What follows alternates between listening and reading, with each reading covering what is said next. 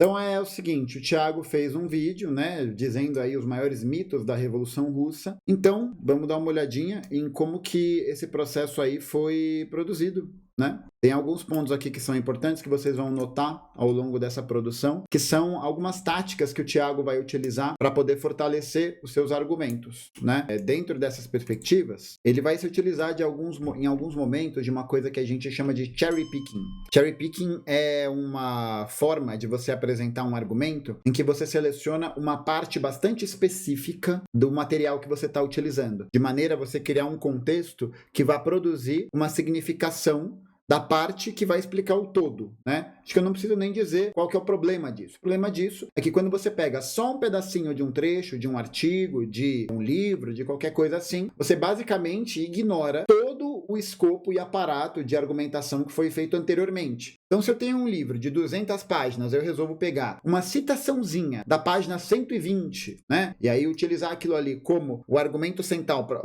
para poder constituir e construir a minha narrativa, isso é um problema, né? Isso é um problema do ponto de vista do debate historiográfico, beleza?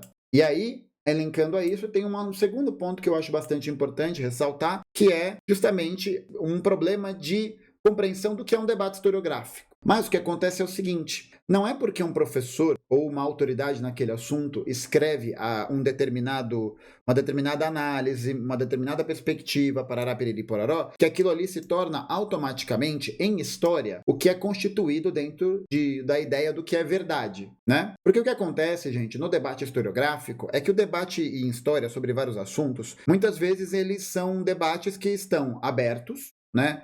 Ou seja, debates que têm ali uma perspectiva, que tem ali um desenvolvimento de uma temática central, né, que estão ali debatendo, enfim, várias influências possíveis dentro daqueles eventos, e debates que já estão consolidados e superados a partir da análise das fontes, a partir da forma como essas teorias vão ser produzidas. E aí eu acho que é importante também dizer que nenhum debate historiográfico ele está encerrado no tempo por si só, né?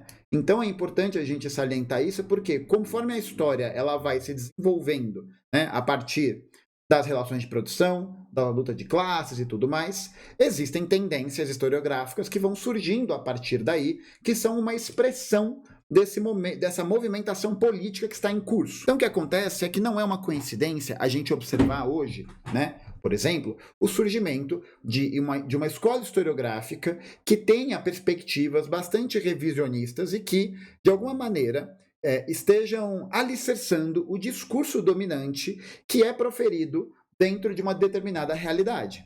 Então, a gente pode observar que o surgimento de escolas historiográficas que se baseiam muito no princípio de uma Europa ocidental, de uma ideia bastante marcada pela negatividade da influência do Islã, que esteja bastante marcada com a retomada de determinadas perspectivas históricas anteriores, né, antigas, nesse processo de renovação dos antigos mitos nacionais, né, dessas perspectivas, o que a gente tem, de fato, é a constatação de que a história ela não é uma coisa parada em si mesma, né? Ela vai ter essas movimentações, né?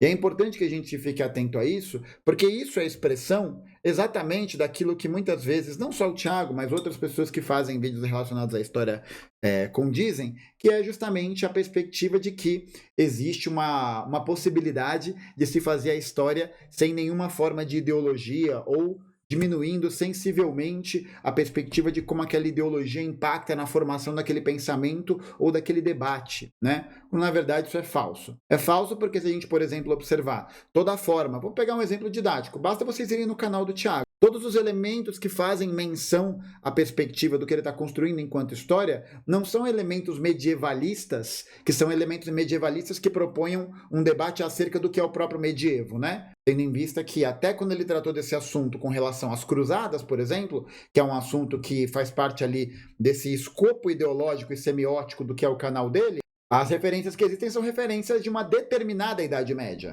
São referências específicas de uma Idade Média europeia, ocidental, de uma perspectiva bastante ligada a valores tradicionais ligados ao catolicismo, ligados a uma perspectiva bastante eurocêntrica, né? Nesse sentido até eurocêntrica ocidentalmente, a gente pode até dizer que eurocêntrica de uma perspectiva da França, da metade norte da França até a Inglaterra, né? Que é a perspectiva dominante na forma de constituição do pensamento medieval. Tanto que o que a gente aprende em escola, né, sobre a Idade Média, é um recorte muito específico sobre a Idade Média. É um tipo de feudalismo, é um tipo de organização social que remonta a uma determinada região. Então, os elementos para poder fazer as análises historiográficas que, por exemplo, o Tiago se utiliza, estão alicerçados semioticamente com elementos dessa linha, né? Então, por exemplo, aqui a espada e o escudo, as referências medievais, a própria defesa de uma perspectiva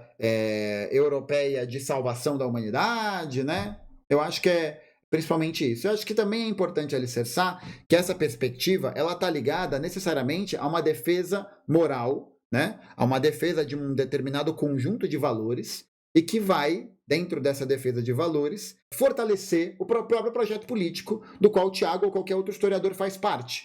Por isso que é importante salientar que quando a gente trata a história a partir de uma perspectiva materialista, né, do que o Walter Benjamin vai chamar de materialismo histórico, é importante que a gente entenda que o papel do materialista histórico, do historiador que se considera materialista, qual que é? Escovar a história contra pelo.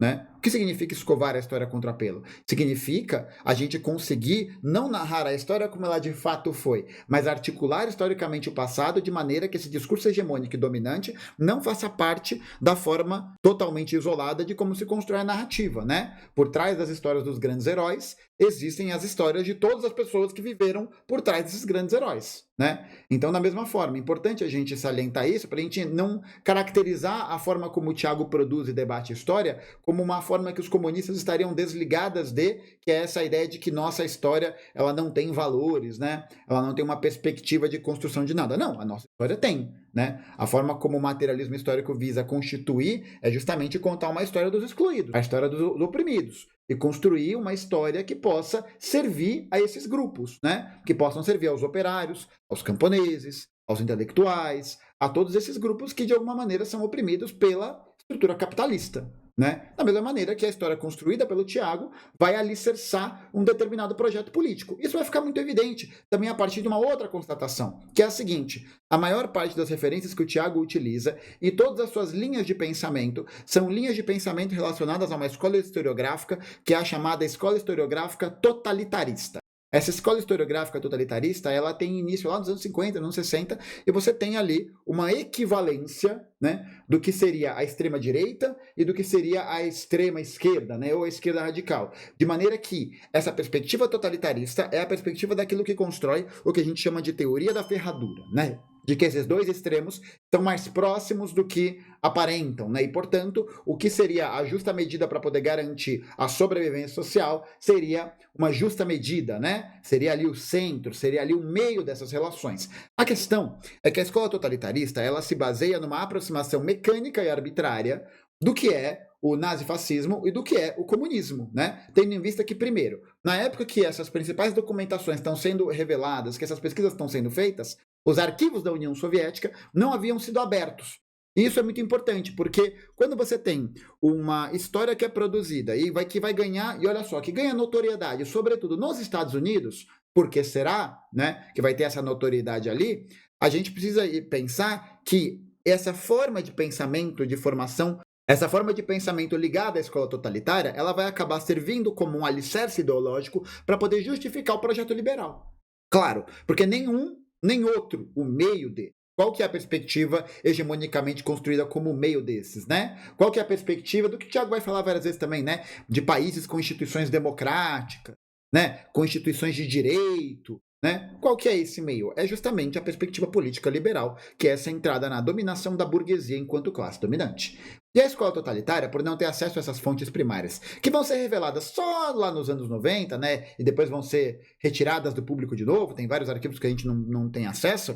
O que acontece é que essa galera que escreveu, incluindo a Hannah Arendt, não tinha acesso à forma como era historiograficamente construída a União Soviética. O que eles tinham de acesso eram recursos relacionados de outros autores, de outros países, de outros lugares, que vão produzir uma história sem ter acesso a essas fontes. Tanto que a própria escola historiográfica, né, a escola totalitarista, ela é uma escola que já está em decadência, em desuso há muito tempo. Ela é mantida por onde? Ela é mantida nos grandes círculos intelectuais que vão reproduzir de alguma maneira essa ideologia dominante, tá? De novo, não significa dizer, né, que as coisas que o Tiago vai dizer são coisas que não estiveram em voga em algum determinado momento, pensando no debate historiográfico. Elas eram a parte do debate dominante. Hoje em dia, não são mais, né? Você tem uma série de historiadores, né, como J.R. Getty, a própria Sheila Fitzpatrick, que ele vai citar aqui. Você tem uma série ali de pessoas que vão trabalhar essa atualização da sovietologia, né, a partir de uma perspectiva de acesso a esses documentos e de debates. Inclusive, uma das pessoas que o Tiago utiliza naquele outro vídeo que ele fez, que vai ser, na verdade, o epicentro ali da criação da tese do Galadomor, né, do Holodomor, é um historiador inglês, né, o cara que vai tornar essa matéria pública, né, famosa no mundo inteiro, é um cara chamado Robert Conquest. O Robert Conquest foi um historiador, né, foi um militar que trabalhou, né, notoriamente conservador, e que trabalhou nos governos Reagan e nos governos Thatcher para poder ser uma das... E tinha cargos importantes ali no meio, né, de alguma secretaria, de alguma coisa assim. Ou seja, é um cara que cresceu ganhando verba para poder fazer a produção historiográfica de um evento soviético e que vai reproduzir a tese de que a fome que acontece na Ucrânia é uma fome causada por um caráter genocidário, né? Por um caráter marcado pela malvadeza do Stalin, pela malvadeza das autoridades soviéticas, em uma perspectiva genocida a esse processo, né? Por isso, tanto que o nome Holodomor, ele tem um link aí, né? Um link semiótico, simbólico, que é feito com o Holocausto, né? Por isso que tem essa similaridade e se tenta criar de maneira mais ou menos assim um pé de igualdade entre esses dois aspectos. O que é, novamente, uma perspectiva de análise historiográfica muito presente na escola totalitarista, tá? E o que acontece é que não é debater se houve fome ou não na Ucrânia, porque houve, né? A questão é essa, isso sempre aconteceu. Agora, existem uma série de debates que são feitos acerca disso para tentar entender quais foram as causas desse processo. E aí você tem historiadores que vão atirar para vários lados, né? No sentido de responsabilizar mais o governo soviético, por exemplo, e historiadores que vão levar em conta outros fatores com né, a participação ali, com os problemas causados pela gestão soviética desse processo, mas há outros fatores também, como, por exemplo, o próprio processo de terror perpetrado pelos ucranianos mais conservadores contra o regime soviético, a destruição de campos, envenenamento de gado pelos camponeses ricos, o fator climático, que vai ser muito importante e que vai acabar causando fomes não só na Ucrânia, no Cazaquistão, mas também na Europa, também em regiões dos Estados Unidos, etc. e tal. E você tem um problema de administração soviético, logístico, de distribuição dos grãos, de retenção deles, etc, etc, etc. Então a grande questão é que a gente nunca pode tomar aquilo que é dito por um professor ou por um artigo como a verdade anunciada, né? Porque isso faz com que a gente tenha uma falsa impressão de que esse debate historiográfico está sendo produzido e reproduzido como verdade absoluta. Mas se a gente tem, né, pensando aqui a partir da perspectiva de compreensão de uma evidência, né? O que seria essa evidência? A gente tem uma série de coisas que apontam para uma série de problemas para poder se revelar a verdade desse processo.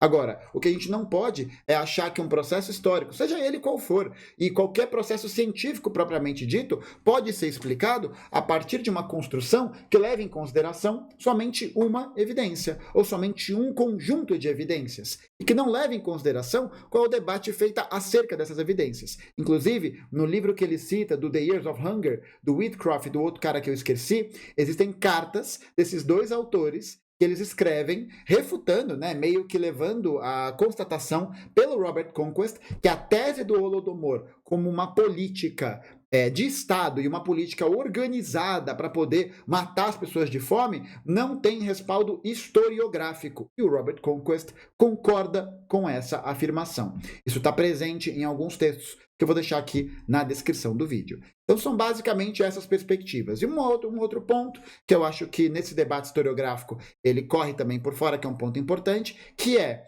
ao mesmo tempo que o Tiago se utiliza frequentemente dessa perspectiva de argumento de que os comunistas são muito ideológicos, que os comunistas vão pensar a história a partir de um ponto de vista de um lado muito específico, quando o Tiago vai se utilizar de elementos psicologizantes para poder definir personagens, definir eventos, definir condutas e tudo mais, ele está basicamente desqualificando o interlocutor que vai entender qual que é o papel histórico daquele personagem. Porque senão, seria a mesma coisa que a gente dizer que as lideranças nazifascistas da Alemanha, elas em si eram o problema, né? Elas em si carregavam essas questões e todos esses problemas que vão levar ao nazismo na Alemanha, por exemplo. Por exemplo, dizer que Hitler era maluco, que Hitler era doido, que ele era um psicopata, que ele era um sociopata, né? E o problema da utilização desses adjetivos é que, para além de eles simploriamente apresentarem o debate, eles criam a perspectiva de que o problema central está na proeminência dessas figuras.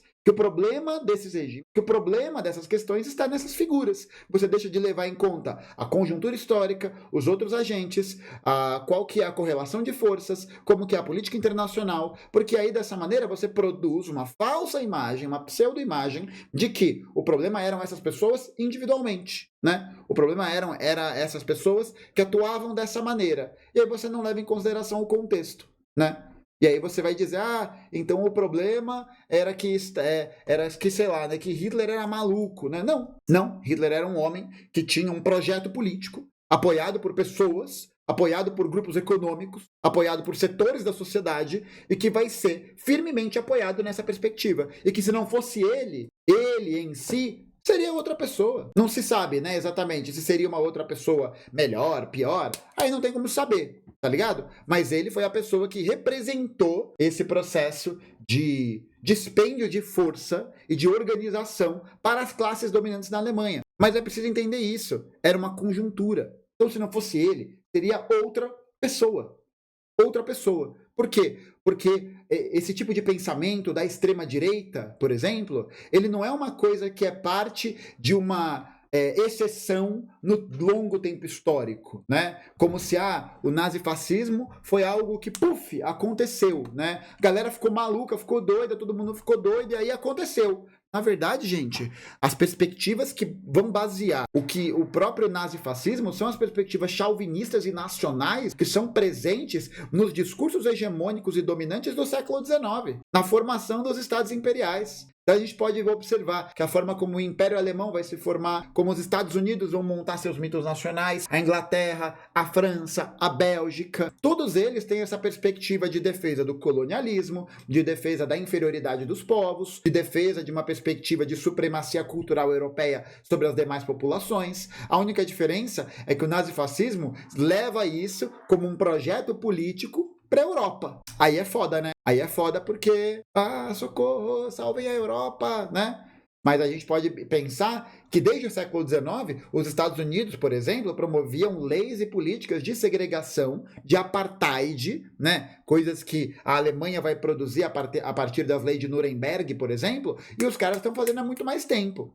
A gente pode pensar que a forma como o colonialismo vai existir na Inglaterra não, né, mas nas colônias inglesas, no Congo belga, na África francesa, etc., são políticas que vão manter essa perspectiva, que foi criada muito antes do nazifascismo, e que o nazifascismo vai só, na verdade, projetar, né, vai reimaginar, vai remobilizar essas forças que sirvam de combustível para as ideias da classe dominante, tá bom? Então, enfim, voltando aqui, o primeiro ponto dele, o povo não apoiou a Revolução Russa. Pode ser comunista do século XIX, século XX ou século XX, tem um ingrediente que todo comunista sempre mete no seu bolo de merda.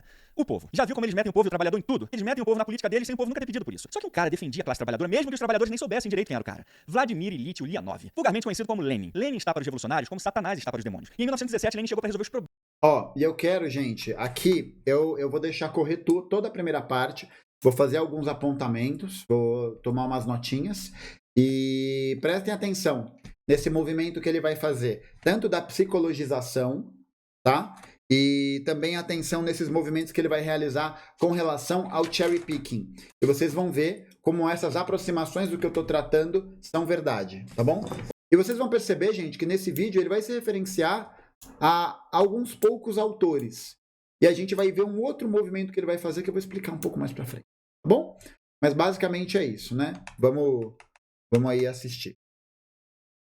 problemas do povo. Só que o povo já estava resolvendo seus problemas antes de Lenin chegar. É porque é o seguinte, em 1917 rolou duas revoluções na Rússia. Em fevereiro, que foi a revolução feita pelo povo, e em outubro, que foi a revolução dos badernistas liderados por Lenin. Só que o catalisador dessa revolução de fevereiro não foi a exploração da classe trabalhadora pelos burgueses malvados que queriam o fim do capitalismo, não. A causa principal foi a Primeira Guerra Mundial, que estava arrebentando o povo econômica e socialmente. E aí dezenas de milhares de pessoas foram para as ruas, protestaram, fizeram greve, lutaram. A pressão do povo foi tão grande que o imperador Nicolau II só teve uma alternativa: renunciar. Nessa revolução autêntica, o povo russo derrubou o Império Russo com as suas próprias mãos. E aí depois disso, um governo democrático foi a escolha do povo russo. Mas aí você me pergunta: Tiago, aonde que estava Lenin, Stalin e Trotsky nesse momento épico da história russa? Com certeza eles estavam lá liderando o povo em sua conquista, certo?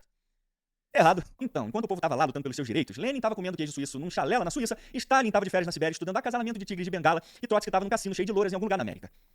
Tá, eu inventei essas coisas, mas Lenin estava mesmo na Suíça, Stalin na Sibéria e Trotsky nos Estados Unidos. Mas assim, o fato é que eles não tiveram nada a ver com essa revolução liberal. Essa revolução não teve liderança nenhuma dos comunistas. Foi uma revolução liberal feita pelo próprio povo. E saca só isso aqui, um livro fantástico ajuda a gente a entender bem esse processo, ó. Lenin, Stalin e Hitler, a era da catástrofe social, foi escrito pelo professor Robert Geleitli. Dá uma olhada nisso aqui, galera. Ó, cheio de post-it, tá vendo? Marca É um e-mail.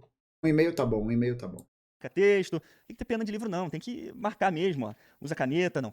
Para. Nesse momento, é o momento aqui que eu vou dizer: Tiago, você tá certo, é isso aí, tem que usar o objeto mesmo. Não fazer um desenho bem bonito, né? Uma flor, um campo, uma casa,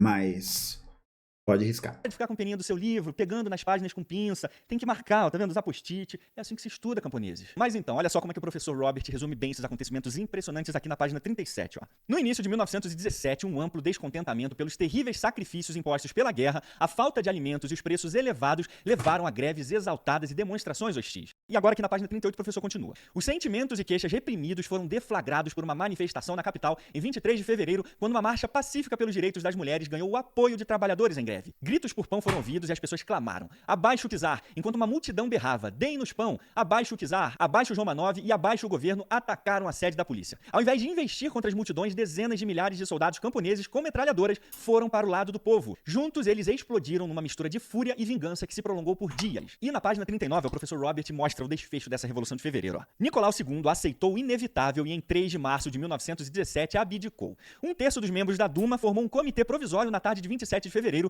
e em 2 de março, com a abdicação do czar, ele se tornou o novo governo provisório. O professor Robert diz que até o embaixador americano no local ficou impressionado com a participação do povo. E ele diz o seguinte, ó: o embaixador americano em Petrogrado testemunhou o que considerou a mais impressionante revolução. Ele relatou que uma nação de 200 milhões de pessoas vivendo sob uma monarquia absolutista por 1000 anos havia se livrado do imperador com o mínimo de violência.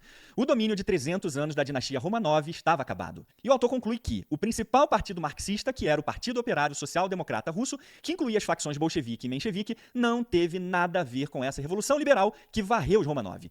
Lenin estava na Suíça, Stalin estava isolado na Sibéria e a maioria dos demais líderes bolcheviques e mencheviques também estavam distantes da ação, com Trotsky e Nikolai Bukharin na América do Norte. E esse novo governo era tão liberal e democrático que ele permitiu até que revolucionários exilados como Lenin e Trotsky pudessem voltar para a Rússia para a desgraça de milhões de pessoas, né? E foi exatamente isso que Lenin e seus comparsas fizeram em abril de 1917. Voltaram para a Rússia para colocar fogo no parquinho. Então, quando os comunistas chegaram em Petrogrado, eles já pegaram um bonde andando. Já tinha um governo duplo funcionando lá, que era justamente o governo provisório, democrático, conservador e os sovietes, que representariam os interesses dos trabalhadores. E olha como o povo sempre busca moderação e equilíbrio, não golpes de estados malucos como os comunistas querem aí. Com esse novo governo, o povo russo tinha se entendido com a burguesia, que incluíam os donos de fábricas e as indústrias também, na própria capital. E aí os dois lados estavam de boa depois dessa revolução. Tanto que, de acordo com o professor Geleitli, olha só o que ele diz aqui. Pô, eu preciso dar uma pausa. Essa parte é muito intancável, né?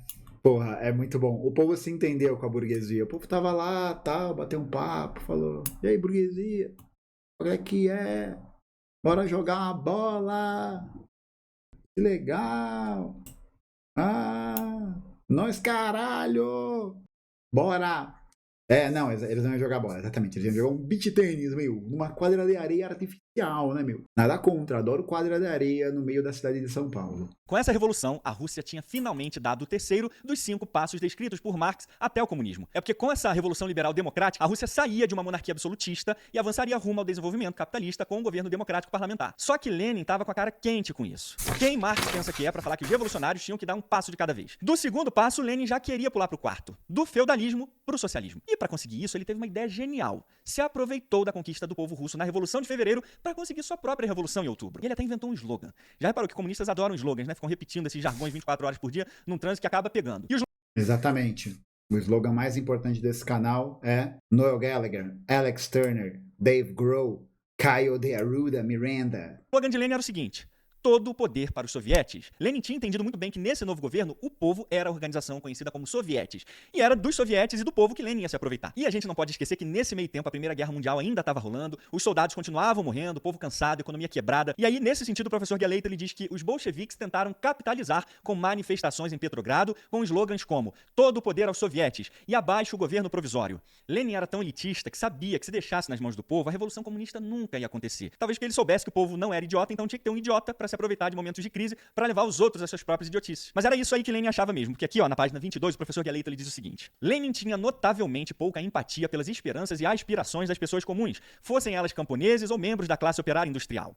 Ele acreditava que os trabalhadores eram a única classe revolucionária, mas se deixados à própria sorte, iriam meramente desejar melhores salários e aprimoramentos sociais. Desejos de pessoas normais, não comunistas. Em outras palavras, demandas sindicais que aos seus olhos denunciavam sua limitada imaginação. Lenin tinha um amor e respeito tão grande pelo povo, né?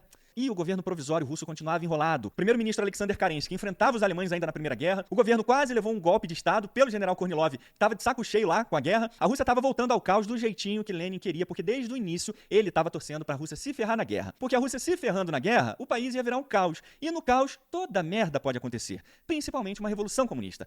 Porque se tem uma coisa que a história já provou é que comunismo só surge da merda. Países desenvolvidos com instituições democráticas e liberais sadias sempre passam longe do comunismo. Mas aí o professor Galeita ele conta pra gente que no meio desse caos, Kerensky tomou uma decisão que ia ferrar com os planinhos de Lenin sem ninguém saber quem era Lenin direito. Kerensky convoca eleições antecipadas. O povo russo ia decidir os rumos da Rússia agora. O próprio professor explica melhor isso aqui, ó. Kerensky convocou novas eleições para uma Assembleia Constituinte marcada para 12 de novembro. Era coisa democrática a ser feita. Lenin estava escondido na Finlândia, mas insistiu para que os bolcheviques rejeitassem tal abordagem.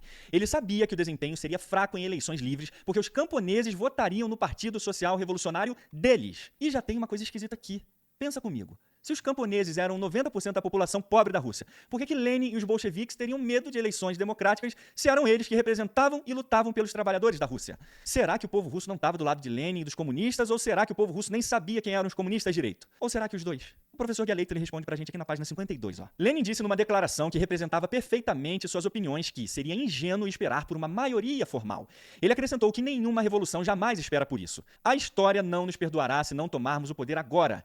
Ele insultou os camaradas favoráveis ao processo democrático como traidores miseráveis, sofrendo de ilusões constitucionais. E aí, com as instituições em frangalhos, o exército disperso, o povo inerte, os bolcheviques não tiveram qualquer dificuldade ou resistência para aplicar o seu golpe. E aí o livro diz pra gente que eles precisaram só de 5% de todos os trabalhadores e soldados de Petrogrado, que não passavam de 25 mil homens. Então, em outubro de 1917, os comunistas tomam o Palácio de Inverno e Lenin tem finalmente um golpe de Estado para chamar de seu. E você sabe o que o povo estava fazendo enquanto os bolcheviques estavam lá fazendo seu golpe de Estado?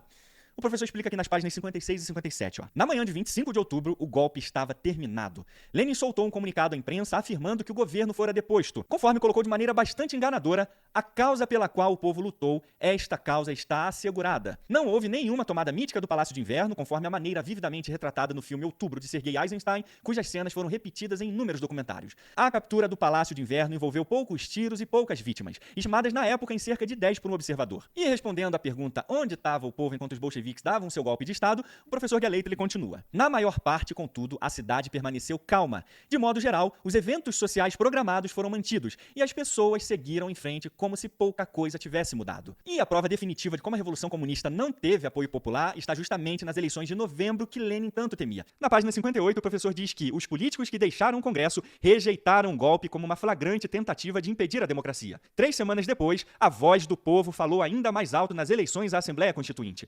O Partido Bolchevique conseguiu apenas 24% dos votos e 175 dos 715 assentos. Os vencedores, com 40% dos votos, foram os social-revolucionários. Ou seja, os rivais de Lenin ganharam quase o dobro dos votos. Mas sabe qual foi a resposta de Lenin a essa derrota humilhante deles? Que as eleições não representavam a vontade do povo. Que coincidência isso aqui, gente? Pessoas badernistas achando que eleições democráticas não representam a vontade do povo e tentaram tomar o governo com as próprias mãos? Eu acho que eu já vi isso acontecendo em algum lugar, hein?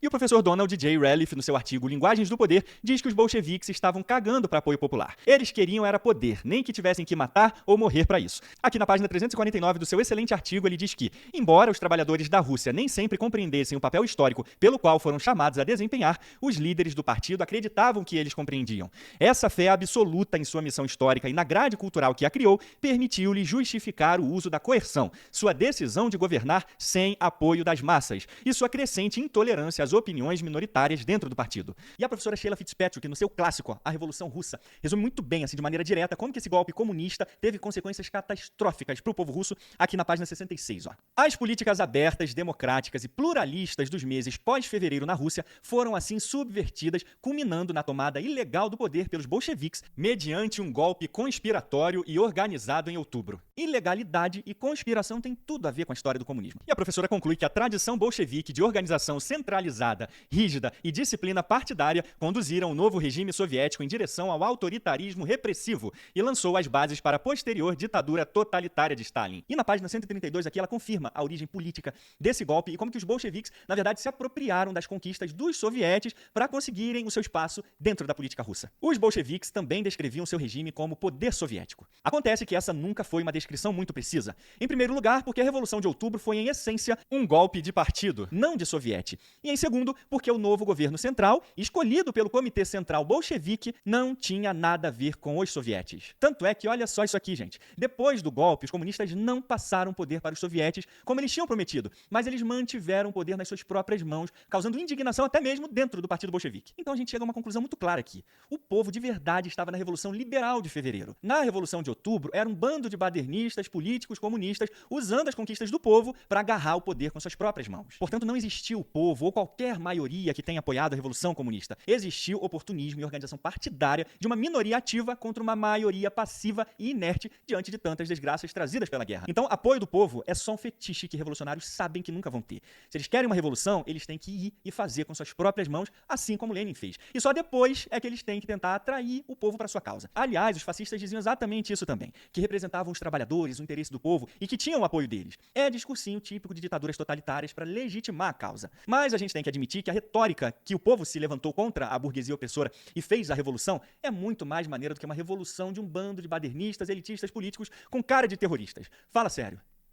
Vamos lá. Até vou deixar o cronômetro aqui para não me alongar muito. Mas como vocês puderam perceber, a presença do discurso da perspectiva totalitária aparece muito, né? Muito em vários momentos. Essa perspectiva psicologizante. Tem várias coisas que o Thiago não cita, né? Que o Thiago não coloca e são até de conhecimento notório do conhecimento mais, sei lá, protocolar sobre o evento, né? Que é, primeira coisa, ele diz que a Revolução Russa, que a Revolução de 17, né? Ela não é causada pela crise econômica, mas sim pela Primeira Guerra Mundial. Vale lembrar que a Primeira Guerra Mundial estava rolando já fazia 3 anos no território. E também vale lembrar que desde metade do século XIX, desde o governo ali do Alexandre, acho que era Alexandre II ou III, você já tem uma crise muito grande que se instala. Você tem ali até uma tentativa, um aceno para industrialização, mas é uma crise que vai se amplificar, sobretudo também porque vários grupos políticos que são contrários, né, antagônicos ao poder czarista vão se formar nesse período, né? Então a crise ela é causada, ela tem um epicentro, né, um apogeu a partir da continuidade da participação russa na Primeira Guerra Mundial. Vale lembrar que essa participação era condicionada sobretudo por várias forças econômicas dominantes que viam na participação da Rússia um ponto muito importante para poder constituir sua base de alianças. Então, não eram só os russos, né, a burguesia russa, os czaristas russos que estavam interessados na manutenção da Rússia na guerra, mas também os franceses, sobretudo, os ingleses, todos os grupos, né, países que faziam parte ali da Entente, né, de maneira que isso garantiria o cumprimento de determinados interesses privados. Porque esse é um outro ponto que é interessante que o Thiago coloca, né? Na verdade, que ele não coloca. Primeiro, que ele ignora, né, simplesmente toda a crise econômica que é causada anteriormente, né? Uma crise econômica que se arrasta há muito tempo e também fala dos descontentamentos anteriores a esse processo. Ele não cita a Revolução de 1905, né? A primeira tentativa de revolução que vai acabar levando à formação daquele evento histórico que a gente conhece como Domingo Sangrento, né? Ele não cita isso. Ele não vai citar, por exemplo, que o governo provisório, ele tem esse nome exatamente porque ele era provisório. Então, ele coloca alguns pontos, né? O povo escolheu, não foi o povo que escolheu o governo provisório. O governo provisório, a junta do governo provisório, foi formada por pessoas ligadas aos grupos políticos dominantes que não eram o czar, mas que faziam parte dessa conjuntura da Duma, tá ligado? Então, tipo, foi basicamente uma organização, não foi o povo que foi lá e decidiu quem seriam os membros do governo provisório, tá ligado? Esse processo, essa escolha foi realizada por um grupo ligado ao czar. Tanto que é o próprio czar que ele até tenta indicar, se eu não me engano, o irmão dele, o primo dele, alguma coisa assim, para poder assumir o trono, mas aí o primo dele vê que essa pica é gigantesca, ele sai fora, aí o czar abdica, E aí você tem essa organização. Então o bagulho tem esse nome, né? Governo provisório, né? Ele não é escolha do povo, ele era provisoriamente montado. E aí isso levanta um debate muito importante que a gente pensar o seguinte. Ele diz, enquanto a Revolução de Fevereiro de 17 rolava, Lenin estava na Suíça, Stalin na Sibéria, Trotsky nos Estados Unidos. Por que será que eles estavam nesses locais? Porque eles eram exilados políticos.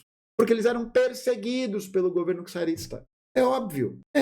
Tipo, você não precisa fazer uma ponte lógica muito grande para chegar a essa conclusão, entende? E aí, como contrapartida, vale a pena a gente pensar, nesse momento da guerra, enquanto Lenin, Stalin e Trotsky, para falar só desses, né, mas tem vários outros, estavam exilados, eram perseguidos pelo regime czarista, aonde estavam as forças conservadoras, liberais, burguesas, né, democráticas da Rússia? Onde que elas estavam? Na Rússia. Estavam na Rússia. Os mencheviques estavam na Rússia. Os grupos ligados a, por exemplo, a burguesia, aos governos estrangeiros, estavam todos na Rússia. Por que eles estavam na Rússia? Porque para eles não tinha problema. Claro, porque eles representam a força da política dominante, tá ligado? Mas é isso, é que você precisa relembrar que eles estavam exilados enquanto prisioneiros políticos, né? É isso. Eles estavam exilados por isso. Exilados porque eles eram perseguidos políticos e suas atividades políticas faziam com que eles fossem pessoas de notoriedade muito grande. Então é muito também baixo, né, dizer Lenin, Stalin, Trotsky não tiveram nada a ver com a Revolução de 17. Nada? Nada a ver? Não, aí é brincadeira, pô. Brincadeira. Claro que tiveram a ver. Talvez ali no momento de fevereiro de 17 eles não tinham sido o bastião dessa liderança. Pode ser. Até pode ser. Agora, dizer que não há nenhum impacto, nada, eles não participaram de nada, é mentira. Simplesmente mentira. Porque você acaba até caindo na suposição de que espontaneamente o povo vai lá e faz a revolução. Espontaneamente. O povo estava lá em casa, tal, tirando um sarro, né? Assistindo aí o programa do Domingo do Gugu, e aí já era. Não, né? Existe toda uma preparação para isso, uma mobilização anterior a isso, né? E aí a grande questão é que todos os sacrifícios que eram realizados na Primeira Guerra Mundial só causaram mais fome, só causaram mais desespero, só causaram mais carestia, enquanto os grupos econômicos dominantes da Rússia ganhavam dinheiro, evidentemente, né? Um outro ponto que eu acho até interessante que ele se utiliza, né, para poder viabilizar o argumento, e essa é uma outra questão, ele fala, o embaixador dos Estados Unidos disse que ele nunca havia visto uma revolução sem derramamento de sangue, sem violência, blá, blá. Por que ele pega essa visão? Por que o autor pega essa visão? Por que ele não fala sobre a forma como isso vai ser diplomaticamente reconhecido por outros grupos, né? Por que ele pega justamente do embaixador dos Estados Unidos? Porque é a pessoa que vai corroborar, que vai garantir o alicerçamento do discurso dele. Claro, né? É evidente. É evidente que se faz isso, não porque... Então, sei lá, um embaixador, é que não tinha nenhum outro país socialista, né? Mas se tivesse um outro país socialista, o embaixador socialista viria de outro jeito. Claro que viria de outro jeito. A questão é que quando a gente está fazendo um debate historiográfico, você não pode pegar uma visão e falar, essa aqui, é a verdade, né? Por quê? Porque você está pegando uma evidência vinda de uma pessoa, alguém que faz um juízo subjetivo daquilo. Alguém que cresceu sobre valores. Alguém que é funcionário do governo dos Estados Unidos. Entendeu? Não é? Entendeu? Isso faz alguma diferença. O que mais? O próprio retorno do Lenin, né? Uma história que é meio mal contada, assim, que fala muito por cima, que ele pega o trem ali em Genebra, um trem blindado que a Alemanha arruma para ele poder atravessar o fronte. E aí, quando o Lenin chega na Finlândia, aí tem esse ponto que é importante, né? Quando ele chega na Finlândia, ele vai dizer o seguinte, porque os bolcheviques eram contrários ao governo provisório. Sim, eles eram, na verdade, não é que os bolcheviques eram contrários ao governo provisório. Os mencheviques não, o partido todo não, né? Da sua organização. Tanto que o Partido Operário Social Democrata, que naquele período estava sendo capitaneado pelos mencheviques, eles tinham a perspectiva de fornecer apoio ao governo provisório. Né? E aí o Lenin, quando desembarca na estação Finlândia, ele desembarca e a perspectiva é de que os bolcheviques também se unissem a esse apoio ao governo provisório. E aí, nesse momento, Lenin diz todo o poder aos sovietes. Ele vai declarar todo o poder organizado à população soviética, né? Aos trabalhadores organizados no modelo soviético. Por quê? Porque o governo provisório, até aquele momento, né? E que isso acontece, acho que abril de 17 ou maio de 17, alguma coisa assim, não está conseguindo cumprir as expectativas, né? Naquele período, o Tiago também não cita a gestão do príncipe Lvov, né, que foi antes do Kerensky. e que não vai também conseguir resolver os problemas, porque vai manter esse regime de governabilidade. Tem um outro ponto que eu acho engraçado, que ele também vai colocar, que quando ele está dando esse contexto, ele fala do general Kornilov, né? Ele fala da tentativa de golpe de Estado do Kornilov. E olha só que interessante, ele não se utiliza de um outro termo, que é o termo contra-revolução. Que é exatamente isso que o general Kornilov tentou fazer. Porque o general Kornilov era fiel às tropas e ao exército do Czar. Então não é tipo um golpe de Estado porque o Kornilov estava de saco cheio da guerra, entendeu? Não é por isso. Porque dizer que estava de saco cheio da guerra significa você atestar subjetivamente o valor de uma pessoa militar com uma posição tão importante quanto o Kornilov e dizer, não, né? Ele estava de saco cheio, por isso que ele fez isso. Não. Kornilov tentou realizar uma contra-revolução que foi, inclusive, combatida pelo Kerensky com a ajuda dos bolcheviques. Porque o Kerensky, naquele momento, percebe que ele não conseguiria combater essa contra-revolução se os bolcheviques não estivessem lutando ao lado do Kerensky. Tá? Não aconteceria. Então os bolcheviques vão ser a salvaguarda do processo. Tá ligado? Vou marcar mais 5 minutos. Tenho mais 5 minutos. Vou deixar 15, mas só para eu ter essa daí. Certo? Exatamente. General Kornilov, né? O amante de coisas. Aqui, aí tem outros pontos que ele vai colocando que também são historicamente imprecisos, porque mostram que não tá certo do ponto de vista do estudo mesmo. Então, por exemplo, Marx, ele vai dizer, o Marx definiu o caminho da revolução como 5 etapas. Né? Então você tem as etapas ali dos modos de produção, e aí o desenvolvimento desses modos de produção vai levar ao processo de desenvolvimento do socialismo. Essa é uma perspectiva idealista e é uma perspectiva incompleta sobre o pensamento marxiano. Por quê? Porque a obra do Marx, da mesma forma como é a história, ela não é parada no tempo, né, gente? Então, quando Marx escreve uma perspectiva mais ou menos assim, né, fazendo essa análise, ele não está vendo os eventos que estão sendo desenvolvidos posteriormente. O Marx, no final da vida, vai estudar russo. Por quê? Porque ele observa a movimentação do que acontece na política russa e começa a ver que, tem uma galerinha ali que está fazendo uma bagunça, né? Tem uma correlação de forças ali que está demonstrando alguma coisa curiosa, né? Ele vai aprender russo, vai aprender a ler russo, vai aprender por quê? Porque essa situação chama a atenção dele, né? Porque você percebe que essa perspectiva etapista, né, de um processo revolucionário era uma perspectiva incorreta. Tendo em vista que a gente pode até pensar, por exemplo, né, que essa perspectiva etapista tal, ela não é um manual de instruções. Isso é uma análise que o Marx fez e que não vai lidar com as contradições, com a conjuntura, com a correlação de forças, por exemplo, da União Soviética, da China, do Vietnã, de Cuba, entendeu? Nenhum desses processos revolucionários levou à formação de um capitalismo pleno para depois ter um movimento socialista. Nenhum deles, né? Nenhum deles. Fora que a percepção de achar que esse desenvolvimento se dá em etapas mostra o idealismo. Porque como que você mede essas etapas? Como que você mede esse grau, né, de sublevação, de desenvolvimento? Como que você faz isso? Não faz, né? Não tem como fazer isso. Você não tem como fazer essa medição.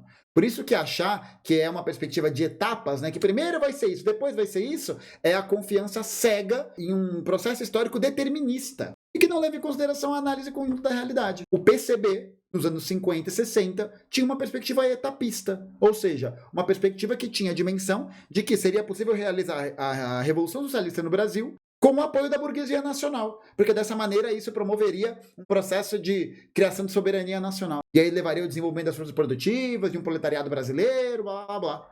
E aí, o que a gente teve em 64? Ditadura. Né? Ditadura. Entendeu? São pontos importantes. Fora, né, toda a psicologização, eu nem vou falar tanto aqui, não é nem o ponto. Tem uma coisa que eu acho importante que ele colocou, que é o seguinte, né? O Lenin era elitista, né? Isso é uma coisa que às vezes aparece, né? Lenin era elitista porque ele não acreditava no povo, não acreditava no desenvolvimento intelectual do povo. E, na verdade, o Lenin, na sua obra O que Fazer, ele tem uma perspectiva muito importante para poder lidar com esse aspecto, que é entender o seguinte, que o trabalhador, diante de si, ele tem recursos e evidências limitados acerca da verdade que o cerca.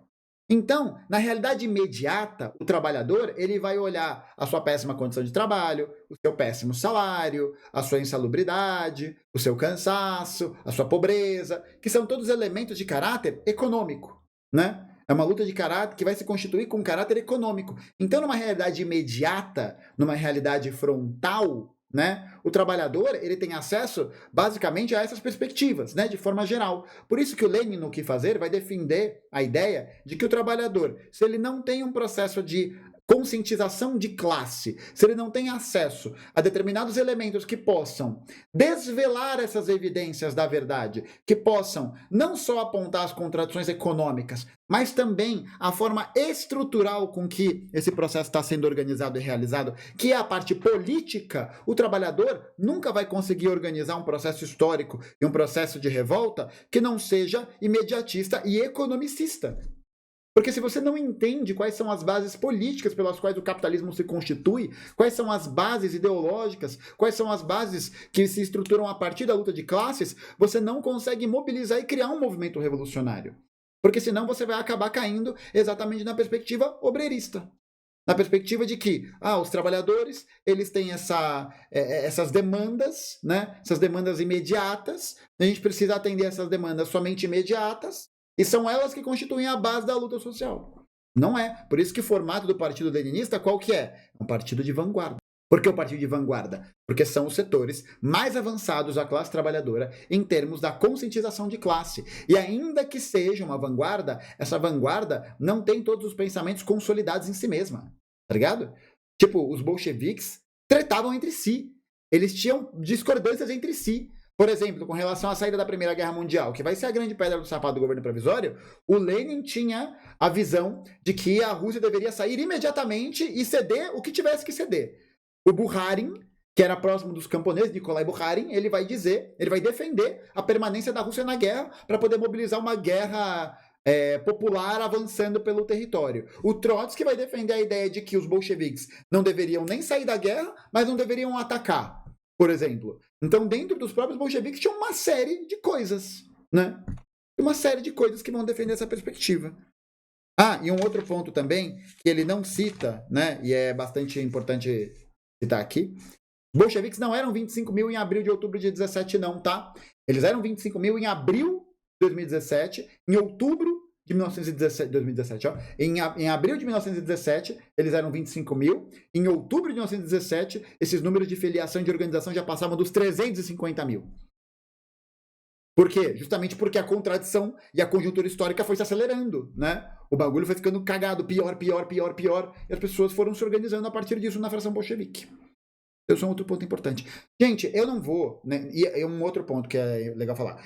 Eu não vou ficar aqui e pegar trecho por trecho para mostrar que o meu ponto está certo, para mostrar que eu tenho razão, tá bom? Não preciso fazer isso. Não por uma questão de não precisar, mas porque eu sei que isso é infrutífero para o debate. Eu já li muita coisa, já me atualizei sobre muita coisa, já compartilhei conhecimento, já aprendi, já errei, já acertei. Então eu vou deixar uma série de referências aqui na descrição do vídeo para que vocês possam acessar essas referências, tá? E aí quem quiser ler, tirar a prova, vai lá e lê, tá? Não vou ficar, sabe, é meio aquela brisa de, não, eu preciso provar tintim por tintim o que eu tô falando, porque senão não é verdade. Não, pô, não confia? Não confia? Eu confio, então pronto, é isso, tá? As referências vão ficar aqui embaixo, beleza? O povo russo não queria os bolcheviques. Então o que acontece é que o Partido Socialista Revolucionário, né, os SRs, era o maior partido da Rússia, né? Era o partido que tinha a maior formação com a base camponesa e era um partido que não tinha uma perspectiva necessariamente revolucionária, que na verdade tinham várias questões que eram ligadas à ideologia pequeno-burguesa, a algumas perspectivas de uma ideologia reacionária camponesa. E aí, nas eleições de 17, o que acontece é que os SRs racharam. Os SRs racharam em 17. Racharam em duas frações. Os SRs de direita e os SRs de esquerda. E aí o que acontece é que os SRs de esquerda vão ser aliados aos bolcheviques. Mas, no processo da votação, durante ali a contagem, né, durante ali a contabilização do processo, você não tem uma separação entre quem era o SR de direita e o SR de esquerda. Pô, e para a organização rachar é porque você tinha disputas internas que eram latentes, que eram muito presentes. Entendeu? Então ele não faz essa diferenciação, só que a diferenciação é importante, né? Ela é importante para a gente entender qual que é o caráter político dos SRs. E como você não tem essa definição e virou só SR, só um negócio só, aí meio que não faz tanta diferença, né? nesse aspecto. SR, socialista revolucionário. Esse contador de tempo tá aí para não perder muito a noção. Aí outro ponto, né? O autor coloca um dado momento. A tomada do Palácio de Inverno não foi feita com toda a pompa que o Eisenstein retratou nos seus filmes, né? Nas suas obras. Mas da mesma maneira que a Revolução dos Estados Unidos não foi feita com Mel Gibson, caralho. Tá ligado? Da mesma maneira que a Revolução Inglesa não foi feita lá com os heróis, foi feita lá com glórias. Os malucos cortaram a cabeça do outro, velho. Tá ligado? Olha essa... Entendeu? Ideologia, gente. É isso. O nome disso é ideologia. Porra, pelo amor de Deus, né? É um filme. Exatamente, é um filme. Eleições já falei. Esse artigo que ele utiliza, do Donald Rawlings, né? Rawlings. Esse artigo do Donald Rawlings, ele tem... ele faz uma pesquisa, né, para poder avaliar o grau de sacralização da violência que os bolcheviques tinham numa determinada região, que era a região de Saratov. Ele tá no artigo esse nome, mas o Thiago não cita esse nome. Por que ele não cita? Porque tem até uma crítica a esse artigo, que eu vou deixar aqui na descrição também, tem uma crítica a esse artigo que vai dizer exatamente o ponto de que você não pode pegar o comportamento de uma determinada região, que é atacada de uma determinada forma, que vive as suas contradições de uma determinada forma, e tomar essa parte para poder explicar o todo. Você não pode fazer isso, né? Porque os bolcheviques de Saratov não vão ter o mesmo comportamento que os bolcheviques da Sibéria Oriental, tá ligado? Que os bolcheviques dos Montes Urais, os bolcheviques da Yakutia, da Yachuca, sei lá qual é o nome do lugar mais frio do mundo. Entendeu? Não tem. E aí ele fala uma outra coisa engraçada, né? E você vê, olha só como a teoria da ferradura aparece aí. Países com instituições democráticas e liberais nunca estão com os comunistas, né? E não precisam de guerras, não precisam de baderna, não precisam de nada disso. Acho que vale lembrar para as pessoas aqui que a monarquia parlamentarista inglesa foi implementada no país depois de um processo de guerra civil, a chamada Guerra Civil Inglesa, entre o exército do parlamento, que tinha uma parte da nobreza capitalista e uma parte da burguesia, e os exércitos realistas do Carlos I, os exércitos reais. É literalmente uma guerra civil. É literalmente uma guerra civil. Literalmente. Entendeu? Da mesma maneira, como a Revolução dos Estados Unidos, que vai montar a democracia, a república, blá, blá, blá. É uma guerra. Uma guerra civil. Entendeu? Todo projeto político se instala a partir de uma conjuntura e uma correlação de força naquele período. De força. Entendeu? Política não é diálogo, não é só conciliação, conversa, né? A crença na democracia abstrata, né?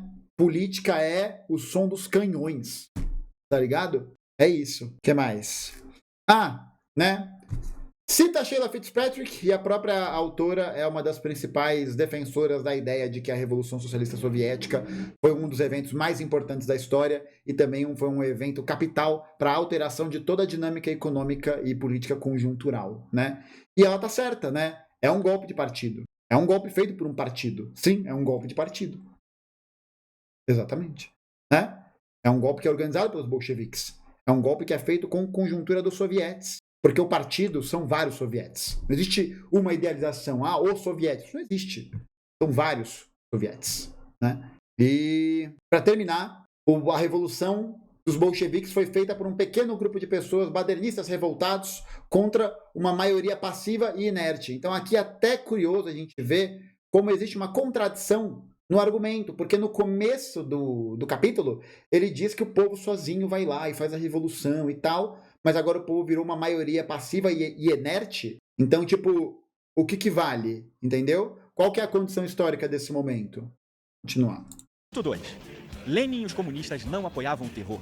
Assim, dizer que Lenin e os comunas não curtiam terror e violência é a mesma coisa que dizer que Vasco nunca foi rebaixado. O universo diz que é mentira. E olha que eu sou vascaíno, hein? E se me zoar nos comentários, eu meto ban eterno, hein? Lenin foi um dos maiores carniceiros que a humanidade já conheceu. O uso da violência e do terror... Agora vamos pro capítulo 2, em que ele diz que Lenin não curtia o terror, né? Não apoiava o terror. Vamos lá. Justificado, porque afinal de contas eles defendiam o povo, e em nome do povo eles tinham a legitimação para fazer o que quisessem, mesmo que o povo não quisesse isso. É porque a violência e o terror para Lenin e os comunistas eram sagrados. É exatamente isso que mostra pra gente um artigo muito bom escrito pelo professor Ryan, chamado A Sacralização da Violência, a justificação bolchevique para a violência e terror durante a Guerra Civil. O artigo já começa mostrando a fala do criador da polícia comunista, que só em ouvir o nome alguém já morria de terror.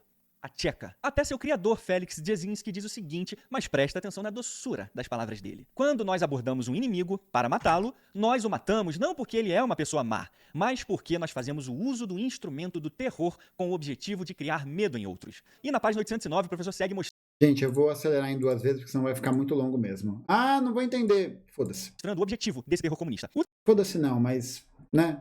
Vamos acelerar essa parte. O terror de finais de 1918 era oficial e abertamente proclamado. E seu propósito era realmente aterrorizar e ensinar, bem como suprimir através da execução ou confinamento em campos de concentração elementos que acreditavam ser danosos e irreconciliáveis para a nova ordem soviética. E o autor mostra que os comunistas criaram até mesmo uma revista para divulgar o terror através das execuções e matanças, a Tcheca Semanal. No mesmo parágrafo, o artigo diz o seguinte, ó, esta publicação era um extraordinário monumento ao terror, provendo um vislumbre fascinante da função da violência como meio constituidor do recente Estado soviético. Mas Lenin precisava ter cuidado sobre como que o uso da violência chegava nos ouvidos e olhos do público. Tanto é que a revista tcheca foi fechada depois de um dos editores terem publicado um artigo defendendo o uso da tortura. O professor Ryan mostra que o Comitê Central considerou o artigo contraditório e danoso para os interesses da luta pelo comunismo, presumivelmente porque ele desafiava a representação pública do lutador soviético virtuoso. E aqui eu recomendo de novo o artigo Linguagens do Poder do professor Relif, que mostra em detalhes como os bolcheviques usavam uma estratégia de retórica dupla, uma que deveria ser transmitida ao povo e outra que se dirigia ao partido. Então algumas posturas e ações violentas tinham que ficar no partido, não podiam ser admitidas em público. E exatamente concordando com essa cautela dos comunistas, o professor Gelaytli, nessa sua obra novamente Lenin, Stalin e Hitler, mostra um diálogo interessante entre Lenin e o comissário da Justiça, Isaac Steinberg, depois de Lenin ter assinado o famoso decreto Pátria Socialista em Perigo. Isso em fevereiro de 1918. Então na página 71 o professor diz o seguinte, ó, o decreto exigiu a imediata execução de agentes inimigos, especuladores, saqueadores, arruaceiros, agitadores, contra-revolucionários e espiões alemães. Quando o comissário da Justiça Isaac Steinberg questionou essas medidas, Lenin perguntou retoricamente, você realmente acredita que podemos vencer sem aplicar o mais cruel terror revolucionário? Irritado, Steinberg gritou, então por que nos incomodamos com o comissariado da Justiça? Vamos chamá-los sem rodeios de comissariado para o extermínio social e pronto. Lenin se animou e respondeu, bem colocado, é exatamente o que deveria ser, mas não podemos dizer isso.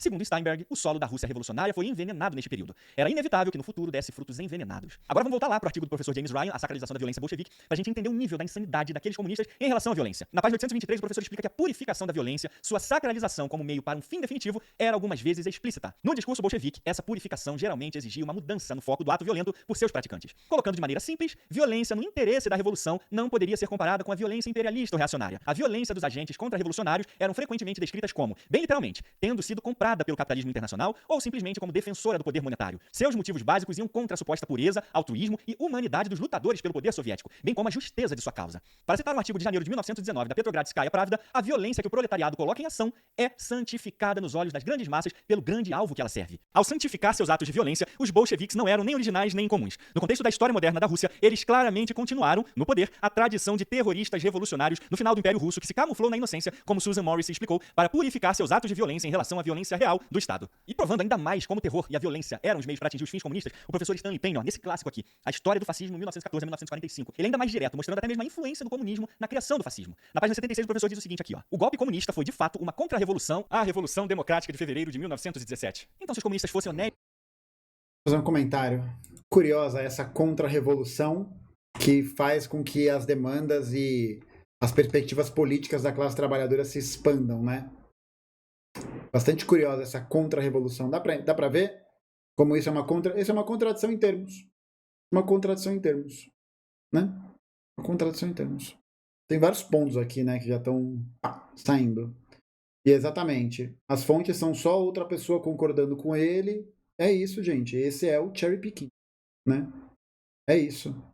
A discussão virou se comunismo é do bem ou do mal? Não. A discussão está virando se a gente pode fazer um debate histórico utilizando fontes de maneira bastante arbitrária e escolhendo detalhezinhos delas, né? Porque o comunismo, ele é bom e ele não é bom, né? A pergunta é qual? Qual que é a pergunta a ser feita? Claro que o comunismo é bom. Claro que o comunismo é mau. A pergunta é, qual que é a pergunta? Para quem? O projeto político é feito por pessoas, né? Por uma classe de pessoas, né? Exatamente, né? Depende. E coerentes de verdade, eles tinham que ter se autofuzilado porque eram tudo contra-revolucionários. E na página 77 o professor continua. Lenin, no entanto, criou um novo modelo político de partido único de ditadura completa e de controle estatal totalitário de todas as instituições. No final da guerra, o novo regime comunista começou a exercer um apelo cada vez mais forte sobre os setores mais extremos da esquerda europeia e serviu como uma provocação contundente à direita europeia. Lenin lançou uma série de novos experimentos bem-sucedidos para movimentos de políticas autoritárias. A manipulação massiva das multidões e da opinião nas formas mais extremas e irresponsavelmente demagogas, muitas vezes baseadas em falsidades radicais. A técnica do golpe de Estado tomando o poder diretamente pela força armada, a ditadura de partido único, o esforço de controle total de todas as instituições, o bem-sucedido culto à personalidade e ditadura carismática iniciado após ao quase bem-sucedido atentado à vida de Lenin em setembro de 1918. Ditadura baseada no oportunismo total, disposta para adicionar ou descartar novos recursos programáticos ou políticas importantes de tempos em tempos, conforme necessário. A introdução de terror sistemático em massa e assassinato em massa, com campos de concentração permanentes e institucionalizados para presos políticos. Trabalho forçado em larga escala combinado com políticas liquidacionistas. A sistemática brutalização da vida e do comportamento político, voltada para a violência em massa. A militarização da retórica política, simbolismo e organização. A liquidação ou eliminação de classes e categorias inteiras de pessoas. E agora vem o checkmate do professor Paine nesse extremismo comunista. Lenin não criou as doutrinas políticas do fascismo, mas seu comunismo totalitário baseado na violência sistemática em massa iniciou a maior parte das novas práticas e instituições de regimes fascistas. O efeito de tudo isso logo se tornou pronunciado nos políticos extremistas. E é justamente por causa dessa política terrorista que o professor Ryan, lá no seu artigo sobre a sacralização da violência bolchevique... Você vê? Vai para um, volta para outro. Vai para um, volta para outro. Vai para um, volta para outro. Qual que é o nome disso, gente? O nome disso é tautologia, né? O que significa isso? Significa que a pessoa está construindo o argumento dela e o caminho para o argumento dela a partir de uma perspectiva que vai fazer você concordar com ela. Mas concorda por quê? Porque ele está basicamente criando pontes lógicas cuja única explicação que sustenta isso é a afirmação do argumento que ele está trazendo. Entendeu?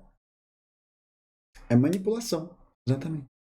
Na página 830, conclui o seguinte, ó. A visão ideológica dos bolcheviques os levou à terrível e trágica ironia de estabelecer a ordem estatal mais violentamente destrutiva e repressiva da Europa em tempos de paz no século XX. E o professor Yaleito expõe ainda mais essa loucura comunista, dizendo que se você emprestasse dinheiro para alguém ou até fosse caprichoso com seu jardim, você poderia ser considerado um burguês culaque refletindo tendências burguesas. E aí você poderia ser preso, deportado ou até executado. E a professora Fitzpatrick, na mesma obra da Revolução Russa, aqui na página 116, diz que o terror comunista era ainda pior que o czarista. A tcheca, na verdade, atuava de modo muito mais aberto e violento que a velha polícia. Nessa perspectiva mais ampla, havia claramente fortes elementos de continuidade entre a polícia secreta czarista e a soviética. E quanto mais claros eles se tornavam, mais evasivas e hipócritas ficavam as discussões soviéticas sobre as funções de segurança. Ou seja, terrorismo sempre vai fazer parte do programa e do sistema político comunista, porque a violência é sagrada, porque é em prol de uma causa, e abre muitas aspas aqui, justa. Em prol de uma causa justa, qualquer meio é justificado no sistema político soviético e comunista. E é exatamente por isso que o professor Dmitry Volkogonov, ex-general soviético, mostra pra gente nessa sua obra aqui que é fundamental. Autópsia para o Império. E aqui na página 139, ele estima que 21 milhões de pessoas tenham perdido suas vidas pelas políticas comunistas assassinas. Então não deixem de ler esse livro, infelizmente ele só tem em inglês, mas ele é uma leitura fundamental pra gente conseguir compreender o impacto completo dos 7 líderes que governavam a União Soviética e causaram toda aquela desgraça e mortes pela qual a União Soviética ficou conhecida. Aliás, e Stalin, hein? O que eu posso dizer sobre esse fofucho filhote de Satanás? Aqui nesse vídeo eu não vou dizer nada. Quando você terminar esse vídeo aqui, você vai lá e assiste o meu vídeo Comunista Chora com meus vídeos parte 2, que eu fiz uma revisão da literatura bem detalhada sobre o terror e a fome de Stalin na União Soviética e os milhões que morreram por conta disso. Deus me livre, que desgraçado aquele cara. Essa parte 2, eu cheguei até a escrever o roteiro dela. Bastante coisa. Um vídeo que dura 2 horas, né? É bem complicado. Eu tô pensando em outros formatos para poder trazer alguns apontamentos, mas eu acho que até esse vídeo que eu tô fazendo agora, ele tem um outro propósito, né? Ele tem uma outra perspectiva, que é só mostrar, né, a dimensão de como esse debate está sendo realizado pelo Thiago e de que maneira ele está manipulando essas questões que ele está trazendo, né? Então, vamos lá, para começar. Primeira questão, gente, importante a gente refletir, é que não existe, né, a perspectiva da visão do terror como algo que é moralmente aceitável ou não, né? Porque para pensar, a gente vive terror no Brasil? A gente vive uma política do terror no Brasil? Em um primeiro momento, talvez a gente seja levado a achar que não. Acha que não porque não existe uma determinação muito explícita, né? Ou parece que não, né? Mas na verdade vive. Basta a gente olhar, por exemplo, a chacina que acontece no Guarujá. Basta a gente olhar as chacinas que acontecem nas comunidades no Rio de Janeiro. Basta a gente olhar a violência no campo. Basta a gente olhar o número de assassinatos no Brasil. Ou seja, a gente vive uma política que é perpetrada por um terror. Sim, o terror. Qual que é esse terror? É o terror proveniente do Estado burguês, capitalista, que visa, na opressão de outros grupos, manter essas classes dominadas no seu devido lugar.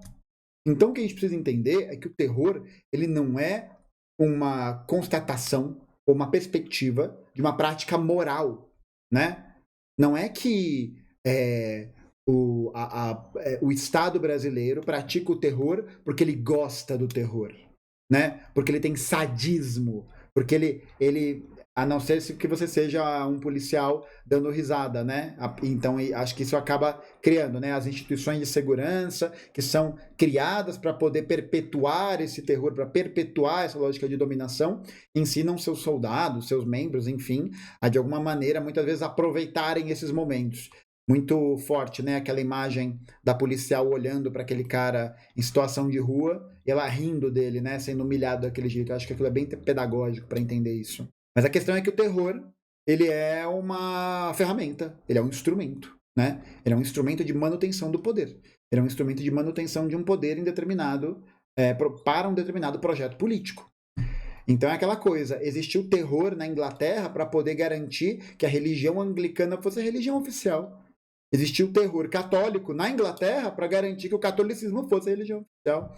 Existiu terror no Brasil colônia para poder combater as organizações indígenas, os quilombos, né? As formas de resistência. Existiu tudo isso. Existiu o terror jacobino, existiu o terror girondino, existiu o terror vermelho e existiu o terror branco. Durante a Guerra Civil, o terror branco, né, perpetuado pelos exércitos brancos, vai ser tão presente quanto, mais presente ainda, que as práticas do terror vermelho. Porque o terror que vai ser utilizado para garantia do projeto político, né? E agora que a gente já desmoralizou esse debate, para a gente tirar um pouco dessa faixa de bom e mal, né? Qual que era o objetivo central do terror branco? Manter a ordem monárquica, manter a ordem conservadora. Quem que vai promover os pogroms?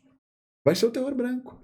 Quem vão promover as ações mais terroristas e mais genocidas em todo o território do Império Russo? O terror branco. O terror que é perpetrado por forças monarquistas, por forças burguesas, por forças liberais. Entende? Então, desmoralizar esse debate. E esse é um outro ponto que é importante. Por que o terror vermelho ele era noticiado? Porque os bolcheviques ficavam com a tetinha dura de falar de violência? Não.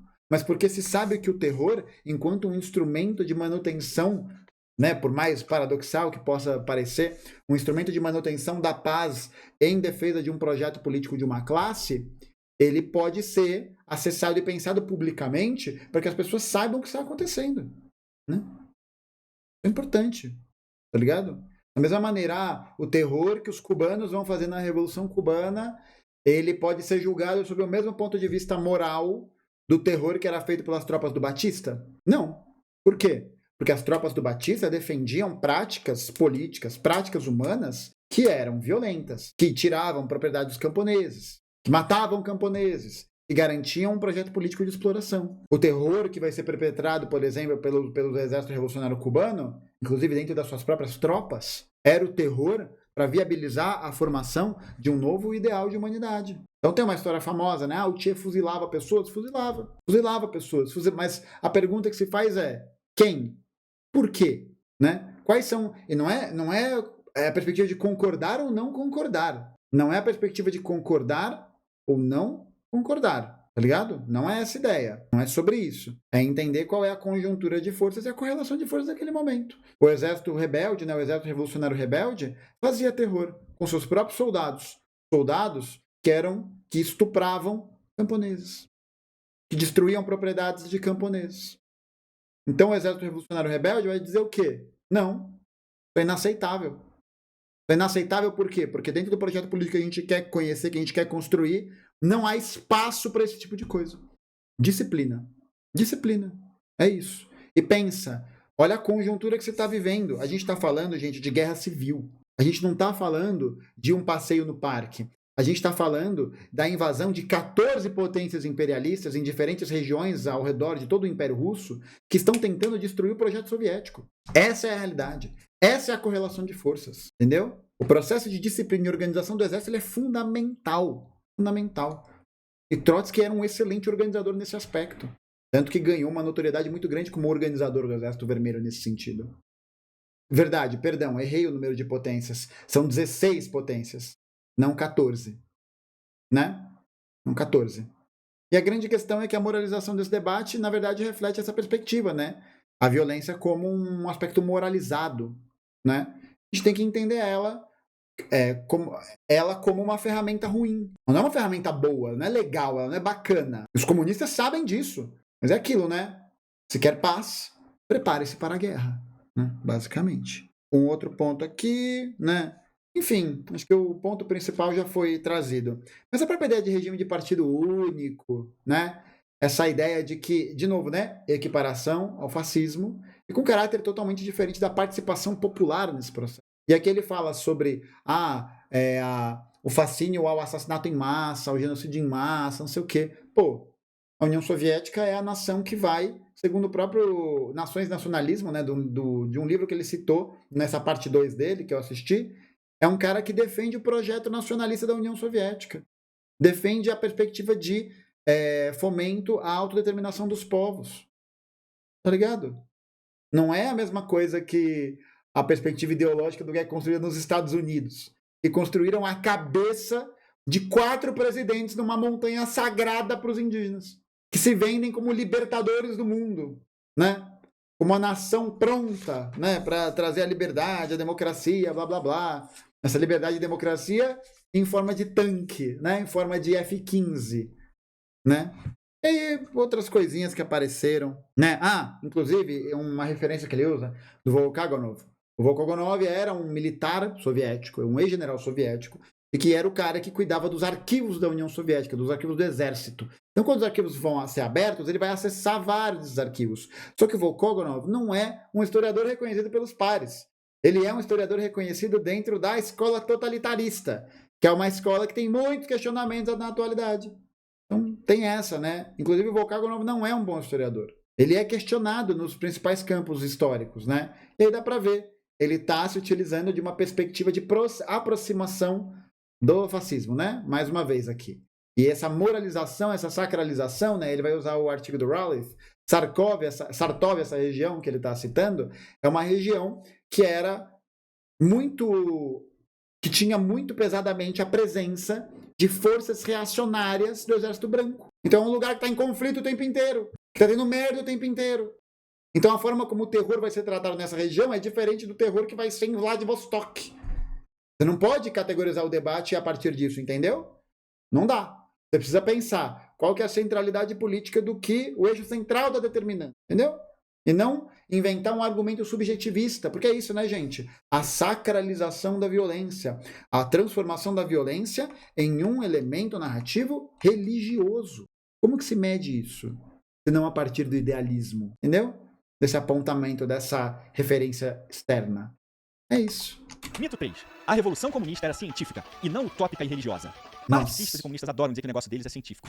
Opa, até esqueci de voltar. Que tamanho é minha... Corre uma baba no canto da boca e os pelos da barba arrepiam quando falam do materialismo histórico, já viu? Mas eles são quase tão crentes na ideologia deles quanto qualquer religioso na sua religião. Mas então, o comunismo é utópico e até religioso sim. E as atitudes materiais dos comunistas provam isso. A professora Fitzpatrick, de novo, na sua obra Revolução Russa, diz exatamente isso aqui na página 125. Havia um traço desvairadamente realista e utópico em grande parte do pensamento bolchevique durante a Guerra Civil. Sem dúvida, todas as revoluções bem-sucedidas têm essas características. Os revolucionários precisam ser impulsionados pelo entusiasmo e pela esperança irracional, já que do contrário eles fariam a ponderação sensata de que os riscos e custos da revolução sobrepujavam os possíveis benefícios. Os bolcheviques pensavam ser imunes ao pensamento utópico, porque seu socialismo era científico. Os bolcheviques eram entusiastas revolucionários, não assistentes de laboratórios. Era uma avaliação subjetiva dizer que a Rússia estava pronta para a Revolução Proletária em 1917, ainda que os bolcheviques citassem a teoria marxista da ciência social para ampará-la. Agora vem o checkmate da professora Fitzpatrick. Era mais uma questão de fé do que de previsão científica sustentar que a Revolução Mundial era iminente. Tô imaginando os comunas agora quebrando os pokémons e os porta-retratos de Mao Tse Tung na parede. Agora escuta essa aqui que é engraçada. Os comunistas estavam...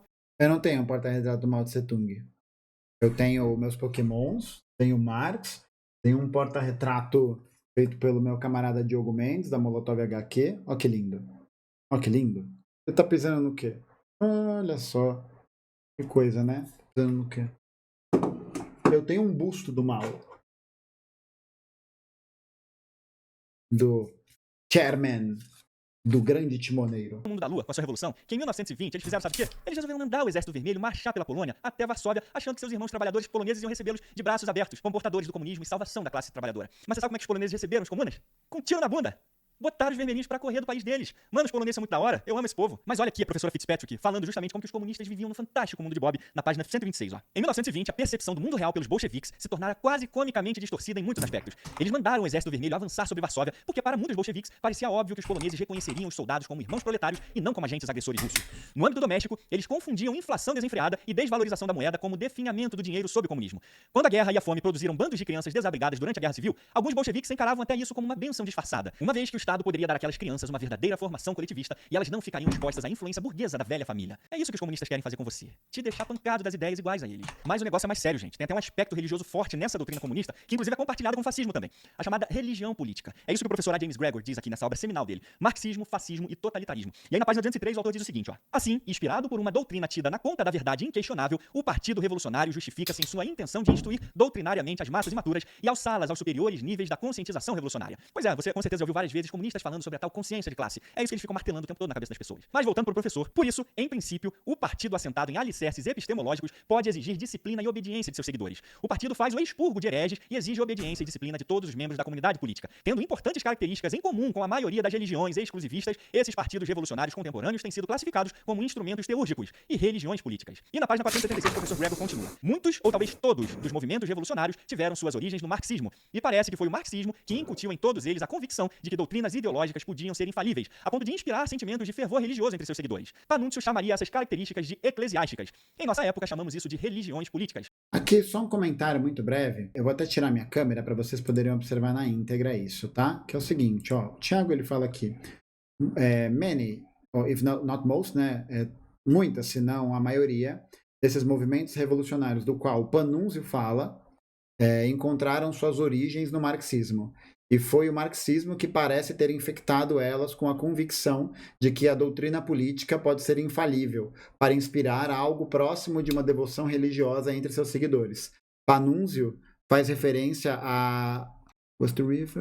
faz referência para essas características como eclesiásticas. No seu próprio tempo, no nosso tempo, na verdade, nós falamos religião política. Por que será que o Thiago não cita que quem disse isso, né, sobre a origem dos movimentos revolucionários do marxismo foi um cara chamado Panunzio, né?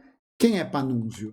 Por que isso importa? Porque é a referência que ele está utilizando, né? E quando a gente vai olhar a história desse cara, de quem é o Panunzio, Panunzio foi um notório líder sindicalista e que mais tarde vai se tornar ideólogo fascista na Itália. Acho que é Lúcio Panunzio. Lúcio Panunzio. Panunzio é um ideólogo fascista. Claro que ele não vai citar isso, né? Ele não vai citar que a referência que ele está utilizando para poder fortalecer o argumento dele é um ideólogo fascista. Ideólogo fascista. Tá? É um ponto que é bem importante. Panunzio identificou essas características no sistema político da União Soviética. A lógica informal que sustentava o sistema na Rússia de Lenin era o mesmo presente na justificativa racionalizada para a existência do Estado fascista. Olha aí mais uma prova de como o comunismo... Mais uma prova, viu? Não é prova. Não é prova de nada. É a visão do Panunzio. Não é prova de nada. Prova é se eu meter o dedo na tomada, tomar um choque. Aí eu provei. Vi a evidência, né? Seria uma prova se tivessem documentos, se tivesse uma leitura historiográfica, se tivesse um debate político na academia, nos círculos, etc. e tal, sobre religião política. Sobre os bolcheviques enquanto uma religião política, né? De maneira dominante, de maneira circulante no debate. Algum documento, alguma coisa que faça essa referência. Pergunta obrigado, o nome do cara era Sérgio Panunzio, obrigado. A prova qual que é a prova aqui? Não tem, entendeu? Dá pra ver como isso é minuciosamente articulado? Aí, de duas uma, ou faz isso consciente, né? E aí, tudo que isso pode significar em termos de honestidade intelectual, ou faz isso porque não sabe. Aí mostra só incompetência mesmo. E o fascismo tem tantas características em comum. Mas calma que o professor Robert Paxton, nessa sua obra aclamada sobre o fascismo, A Anatomia do Fascismo, ele cita essa mesma religiosidade que comunistas e fascistas têm em comum, que são inclusive derivadas da Revolução Francesa. Olha aqui na página 213, ó. O conceito mais antigo de religião política, que data da Revolução Francesa, foi rapidamente adaptado ao fascismo, bem como ao comunismo, e não somente por seus inimigos. E como a gente bem sabe, Lenin, os bolcheviques e os comunas até hoje curtem uma Revolução Francesa, então nada é por acaso, senhoras e senhores.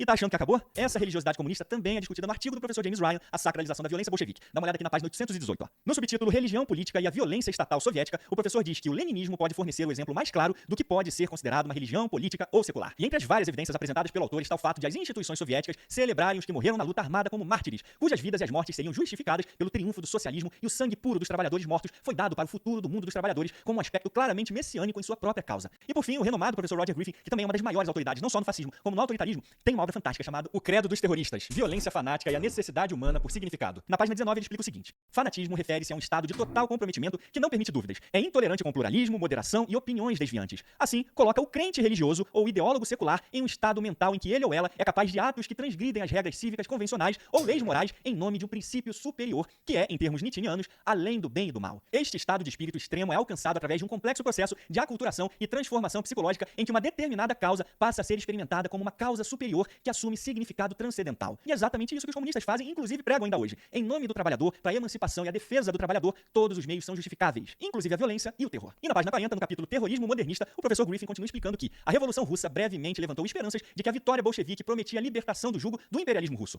Mas o regime de Lenin logo se mostrou não menos imperialista e liberticida do que o czarista. E agora na página 49, ele não deixa dúvidas sobre esse aspecto religioso e fanático do comunismo. A rica literatura sobre ultranacionalismo, nazismo e bolchevismo como religiões políticas corroboram esse ponto, ao mesmo tempo em que sublinha como até mesmo o comunismo, embora secular em teoria, tende a adquirir seu próprio valor suprapessoal e, portanto, com valor sagrado para aqueles que se tornam fanaticamente apegados a eles. É por isso que a maioria dos comunistas aí são fanáticos mesmo, apoiam a violência, o fim da liberdade de expressão, idolatram ditadores sanguinários e acham que é só o comunismo a única salvação dos trabalhadores e do mundo. Características que são típicas de um culto religioso político messiânico. Por isso que o professor Griffin coloca fascistas, comunistas e terroristas islâmicos no mesmo estudo sobre fanatismo religioso terrorista. Esses fanáticos se colocam em uma missão histórica de construir um mundo melhor através da sua ideologia, e que pela pureza da sua causa, qualquer meio é justificado para atingir o seu fim.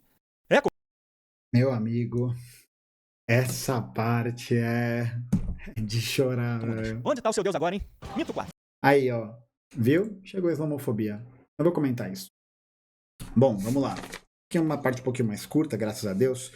Primeira coisa que o Thiago não cita, né? Existia, como eu havia comentado, uma grande perspectiva por parte dos bolcheviques sobre como desenvolver, a partir da Primeira Guerra Mundial, processos de libertação em outros países. Então tem gente que vai dizer que vai defender um recuo, tem gente que vai dizer que deveria se aproveitar a instabilidade para poder invadir outros locais, né? Para poder promover a Revolução Socialista Mundial, que aquela ali era a janela de oportunidade, né? O que acontece é o seguinte: quando ele fala da invasão dos soviéticos à Polônia, ele parece simplesmente dizer que os poloneses estavam lá de boa e os bolcheviques vão forçar, né, a constatação e a construção da ideologia bolchevique. A questão é que a Polônia era um lugar apoiado não só pelas forças centrais ali da Alemanha, da Inglaterra e tal, como ela era governada, essas forças polonesas, reacionárias, conservadoras, né, vão ter bolcheviques na Polônia. Existem bolcheviques poloneses, mas eles não eram a maioria da população na Polônia. Então o que acontece é que os bolcheviques, né, enfim, o Exército Vermelho, vai invadir a Polônia, que vai ter a defesa liderada por um cara chamado Józef Piłsudski. O Józef Piłsudski foi um marechal que mais tarde vai se tornar ditador da Polônia e que é um cara que vai ser homenageado pelo Hitler. É um cara que tem as características, né, que faz novamente a defesa da perspectiva de uma Polônia livre, nacional, né, contra os estrangeiros. O objetivo do Piłsudski, da mesma maneira como ele absorve os discursos relacionados ao nacionalismo chauvinista, à xenofobia, etc. e tal, ele vai defender a formação de uma grande república letã polonesa, polaca, letã, sei lá como é que fala, que iria dos países bálticos até o Mar Negro, né, na criação de um novo modelo imperial, similar a uma república que havia existido em tempos anteriores.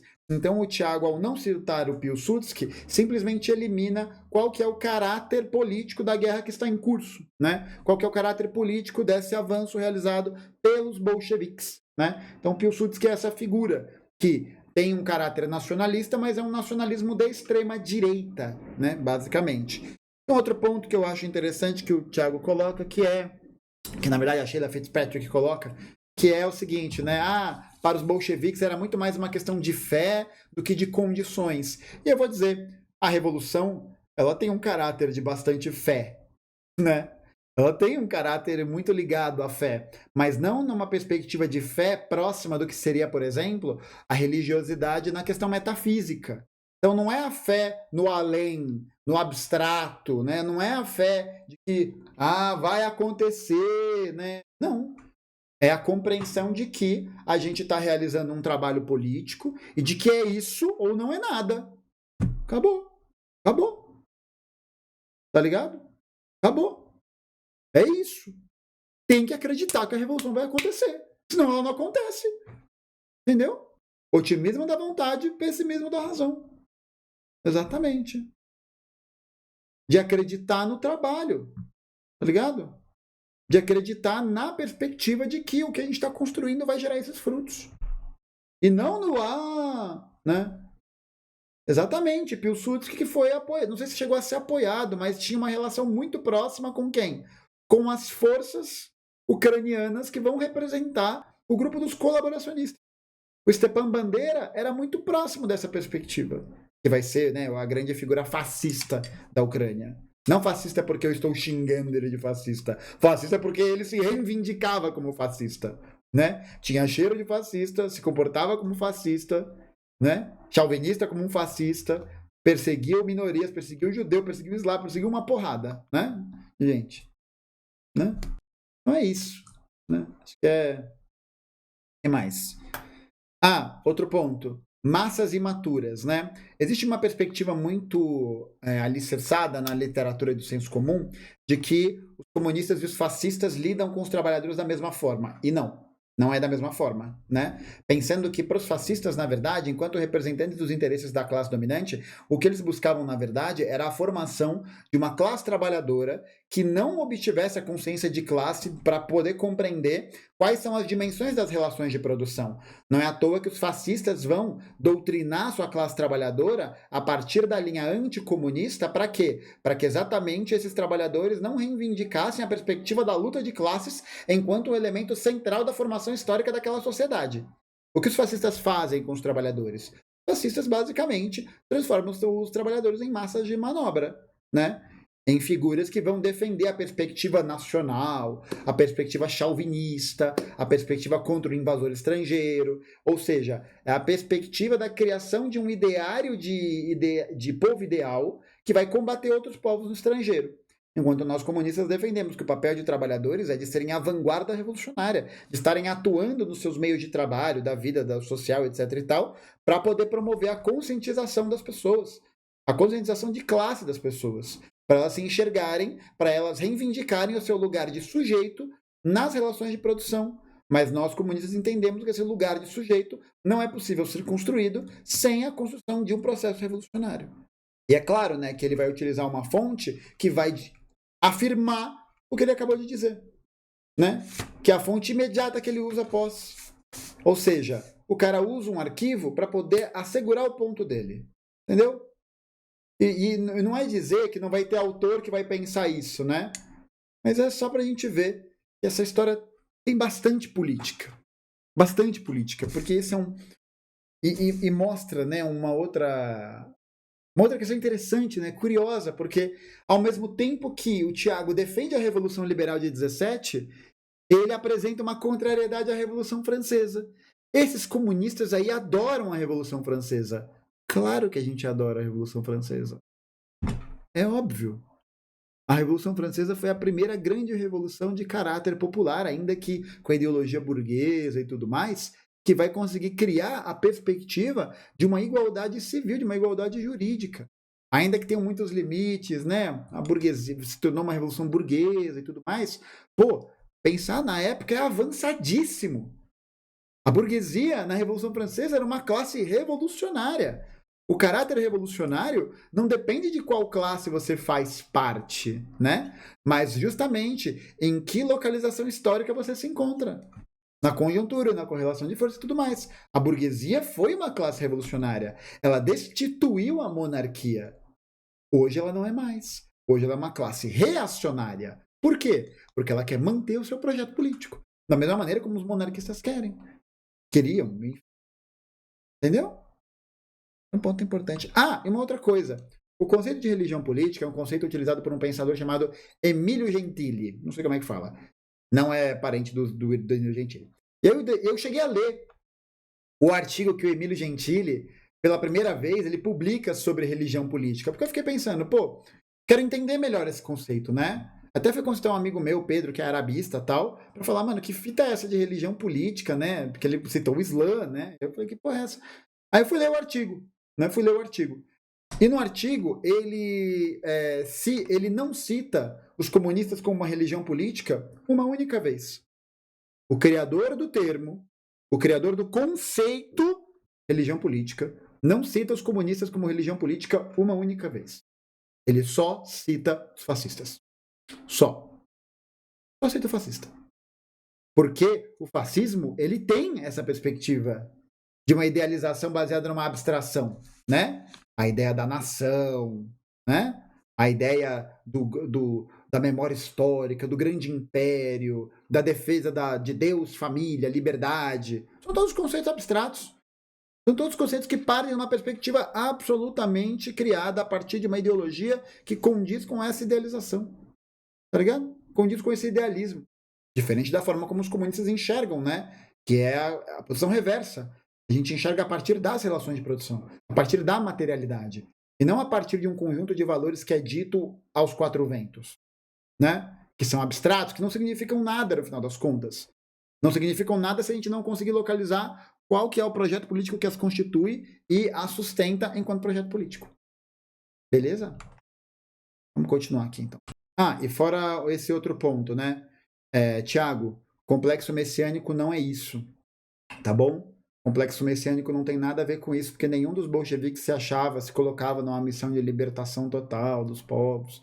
Nunca existiu, diferentemente dos fascistas, por exemplo, né? O movimento de caráter messiânico é outra coisa. Tem fundo religioso, tem fundo de base religiosa. Todo movimento messiânico tem a participação muito grande de forças ligadas ao catolicismo, aos evangélicos, aos protestantes, enfim.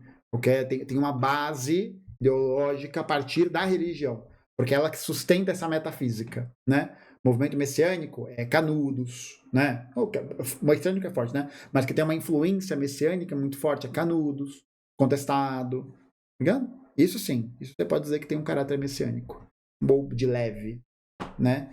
Seria da mesma forma, né? Dizer que tem vários grupos envolvidos, vários atores envolvidos ali. Inclusive, uma das pessoas que vai sustentar esse argumento da religiosidade é um filósofo russo chamado Nikolai Bardiev.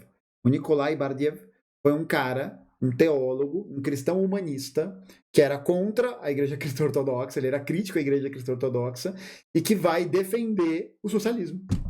Vai defender o socialismo. Só que ele vai chegar à conclusão que os bolcheviques entenderam o problema, mas fazem a leitura pela chave errada. Exatamente porque ele, como missionário, como religioso, vai acreditar, né, nessa perspectiva universalista de valores, de paz, de amor dos homens, e vai ver a ação bolchevique como uma ação que não é legítima nesse aspecto.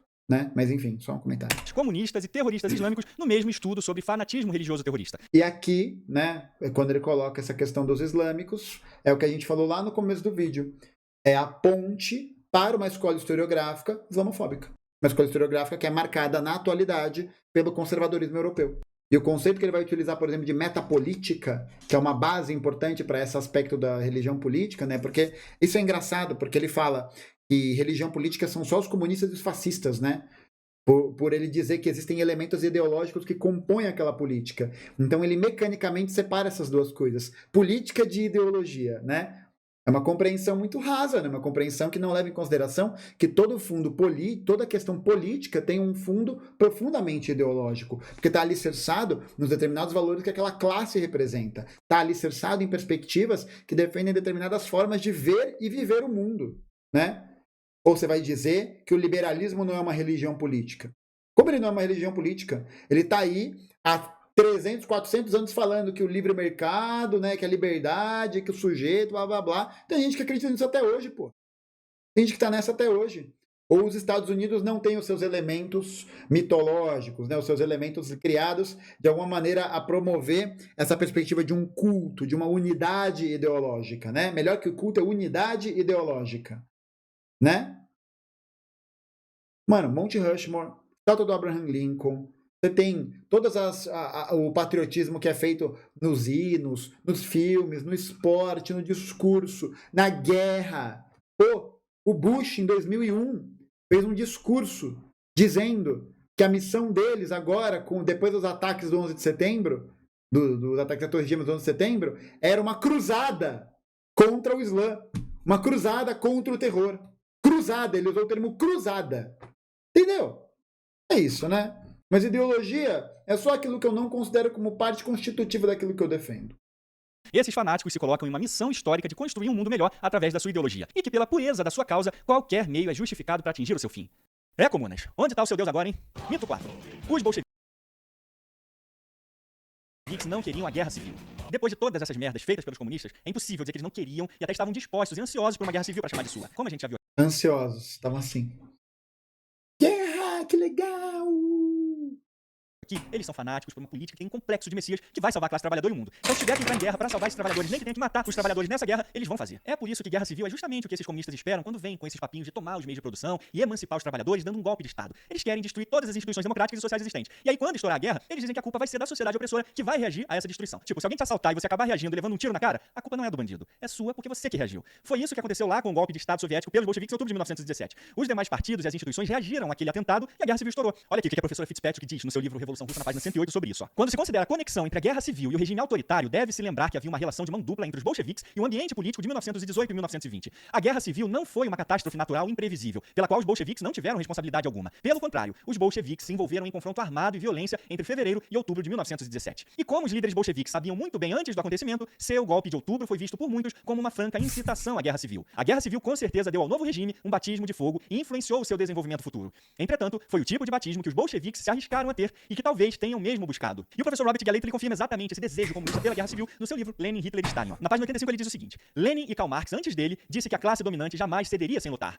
Não apenas a perspectiva de semelhante turbulência não preocupava Lenin, como ele via a guerra civil, com todo o horror que acarretaria, como um sinal de que os revolucionários estavam no caminho certo. Ele frequentemente dissera que um conflito de classes era a extensão lógica e inevitável da guerra de classes, e, portanto, uma fase vital na revolução. Lenin ficou profundamente irritado quando outros bolcheviques não perceberam ou concordaram que o comunismo só poderia ser concretizado com o pagamento de um alto preço em vidas humanas. O professor Donald Reliff, no seu artigo Linguagens do Poder, concorda com isso e, inclusive, mostra como as ações bolcheviques deixavam claro sua aposta pela terrível guerra civil. Assim, aqueles mais conscientes das vulnerabilidades do partido viam o apego ao poder em prol de um alvo maior, sem se preocupar com o custo, como uma forma mais atraente ao mandato popular, o que necessitaria uma reinterpretação drástica. Ao fazer outro argumento de que o partido não confiava na autonomia daqueles mesmos grupos sociais em cujo nome afirmava governar, minha discussão sobre as linguagens do bolchevismo me obriga a ser menos otimista sobre a viabilidade dos caminhos alternativos que o partido poderia ter tomado depois da guerra civil. E o professor também mostra como controlar a imprensa foi importante para a vitória bolchevique. Aqui na página 348 ele diz que o controle bolchevique da imprensa pode ter contribuído para a sobrevivência do partido durante a guerra civil. É por isso que quando comunistas tomam o poder, uma das primeiras coisas que eles fazem é censurar e controlar totalmente a imprensa para o seu próprio benefício narrativa. E terrivelmente, o custo de vidas humanas perdidas apenas na guerra civil, causada por esse golpe dos bolcheviques, pode ter chegado aos 13 milhões em apenas 5 anos. O professor Dmitry Volkognov diz que Lenin odiava todo o velho mundo e, portanto, uma vez que os bolcheviques estavam no poder, teve que ser varrido.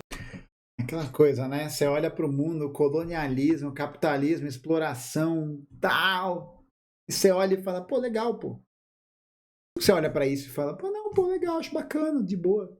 Vamos manter as instituições, vamos manter elas. Para a lata de lixo da história, como Trotsky colocou. Os leninistas procederam à destruição de classes e grupos inteiros da população e milhares de igrejas. Eles foram responsáveis pela perda de 13 milhões de vidas na Guerra Civil e de 2 milhões de cidadãos russos que abandonaram o país e, claro, pelo extermínio de toda a família real russa. O cérebro dos comunistas e principalmente de Lenin foram lavados por uma ideologia religiosa marxista a ponto de eles perderem a noção da realidade. É por isso que o professor Roger Griffin, na sua obra Credo Terrorista, coloca esses comunistas sanguinários na mesma categoria de extremistas islâmicos. São todos fanáticos que matam e morrem por uma guerra santa. Jesus Cristo, mas o que é isso? Mas eles dizem que matam porque o capitalismo também mata, né? Ou seja, combater fogo com fogo é a solução comunista inteligente para os problemas do mundo. Tenho que esmagar o capitalismo! Mito 5. Não. Primeiro ponto aí mais fresquinho, né? Perspectiva religiosa marxista. Como se o próprio Lenin não tivesse elaborado, lido pra caralho sobre isso, né? Mas mostra, né? Mostra como a própria concepção dessas referências que são trazidas pelos artigos é uma concepção muito baixa, muito rasa, rasteira do marxismo, né? Uma concepção notoriamente conservadora, notoriamente reacionária, notoriamente difamatória, né? Mesmo porque simplesmente não leva em consideração a própria produção intelectual do Marx para poder pensar essa questão, né? Não tem como a gente pensar a organização dos bolcheviques ou a organização da Revolução Russa sem a gente entender quais são as bases do pensamento marxista. Não tem como, é impossível. Não tem como a gente pensar essa perspectiva sem estar minimamente atualizado nesse debate. Dessa forma, né? Não só nas grandes análises, como no Capital, mas a forma como se enxerga a história, de como se enxerga a guerra, de como se enxerga o direito, de como se enxerga o jornal. Entendeu? São várias coisas que estão aí nesse processo. E, tipo, tem um ponto que eu acho que é muito interessante, que eu tava trocando ideia com o Land outro dia, um camarada meu, que é... Perguntei pra ele, né? Pô, qual que é essa brisa, né, da guerra civil? E aí, a gente tava conversando e a gente... chegou a um ponto que é muito interessante, que é o seguinte: tem um autor, um cara muito importante da guerra, chamado Karl von Clausewitz, E o Clausewitz vai defender, vai ter uma frase muito famosa, né, que vai ser: a guerra é a continuação da política por outros meios, né? Ou seja, a guerra, para o Clausewitz, faz parte da política. E aí os marxistas vão interpretar essa frase, vão concordar com ela em partes, mas vão fazer uma alteração que vai representar uma diferença muito grande, que é a guerra, aliás, ao contrário, a política é a continuação da guerra por outros meios. Qual que é a diferença nessa inversão? Vocês acham que a gente vive uma guerra hoje em dia? Tive uma guerra? Te vive uma guerra? Te vive uma guerra? Pergunta importante para você que está assistindo o corte e tal. Comenta aqui, você acha que a gente vive uma guerra? Né? Por que eu estou perguntando isso?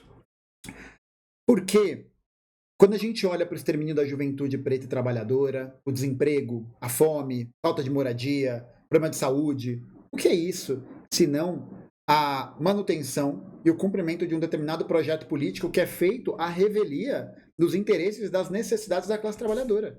Se você é um trabalhador, você está em guerra. Se você é um trabalhador preto periférico, você está em guerra. Se você é uma mulher indígena, você está em guerra. Qual que é o nome dessa guerra?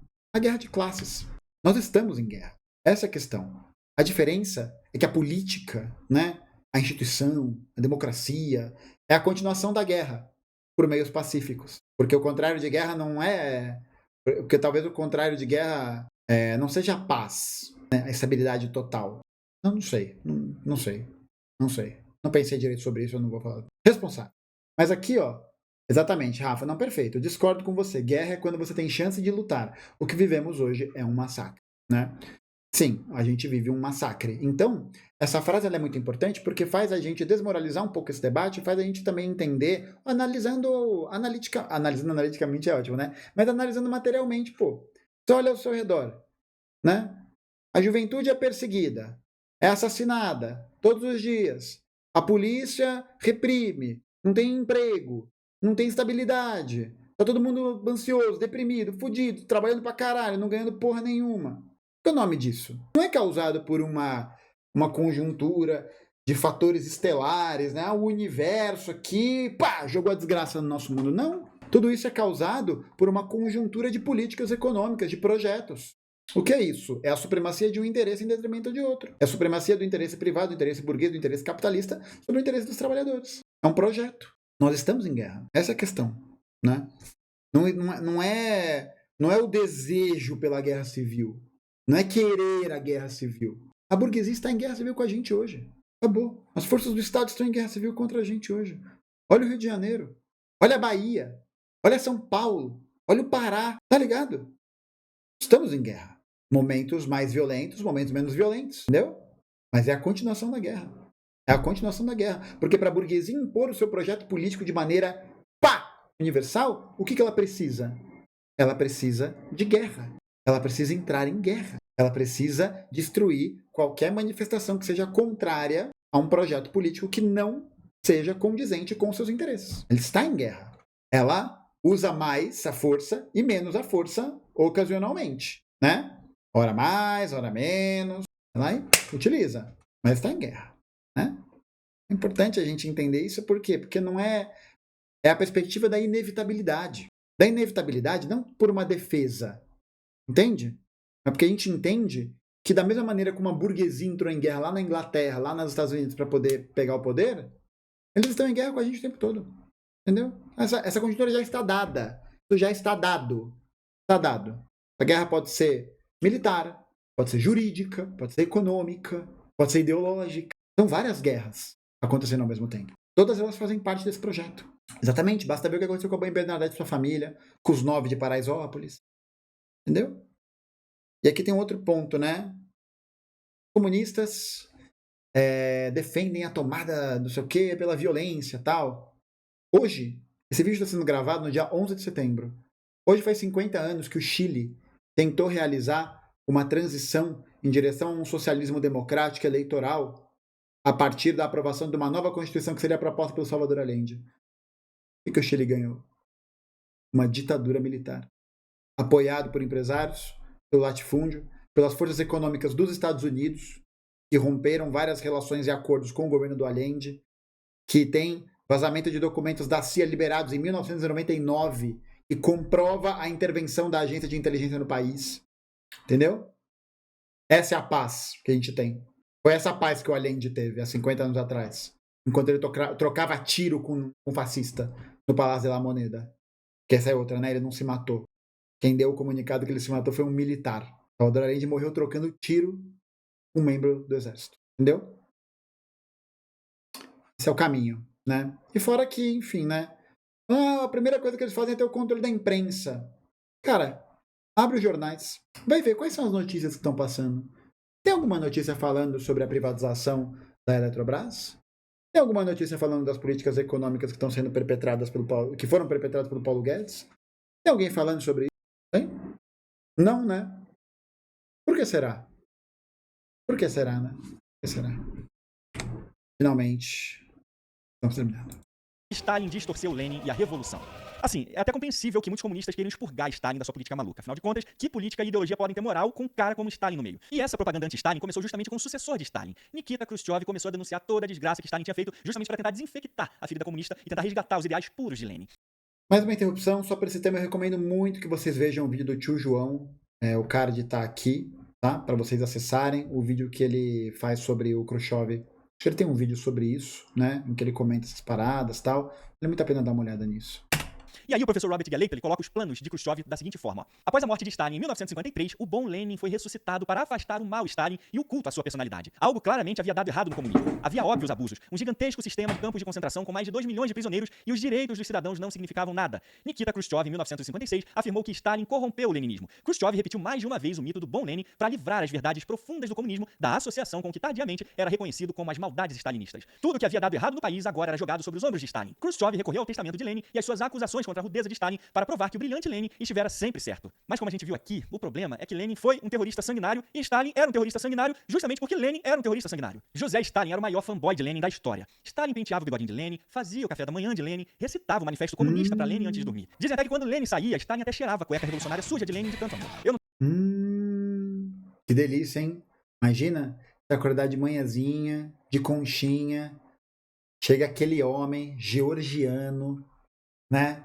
Quadrado, fortinho, ursinho, peito cabeludo, né? Com aquela bigodeira, dá um beijinho na nuca e diz: bom dia. Quer café? E te faz carinho na perna?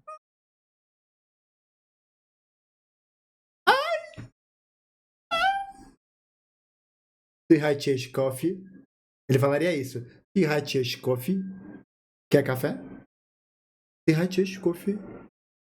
Aí você, menina, menino, menine, interessado no Papai Yosef, ia virar e falar: Конечно, мой Лебу. Que Libuda, de amor. Конечно, мой Лебу. Конечно. Claro, meu. É claro.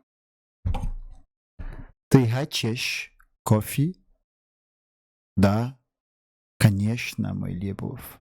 Спасибо.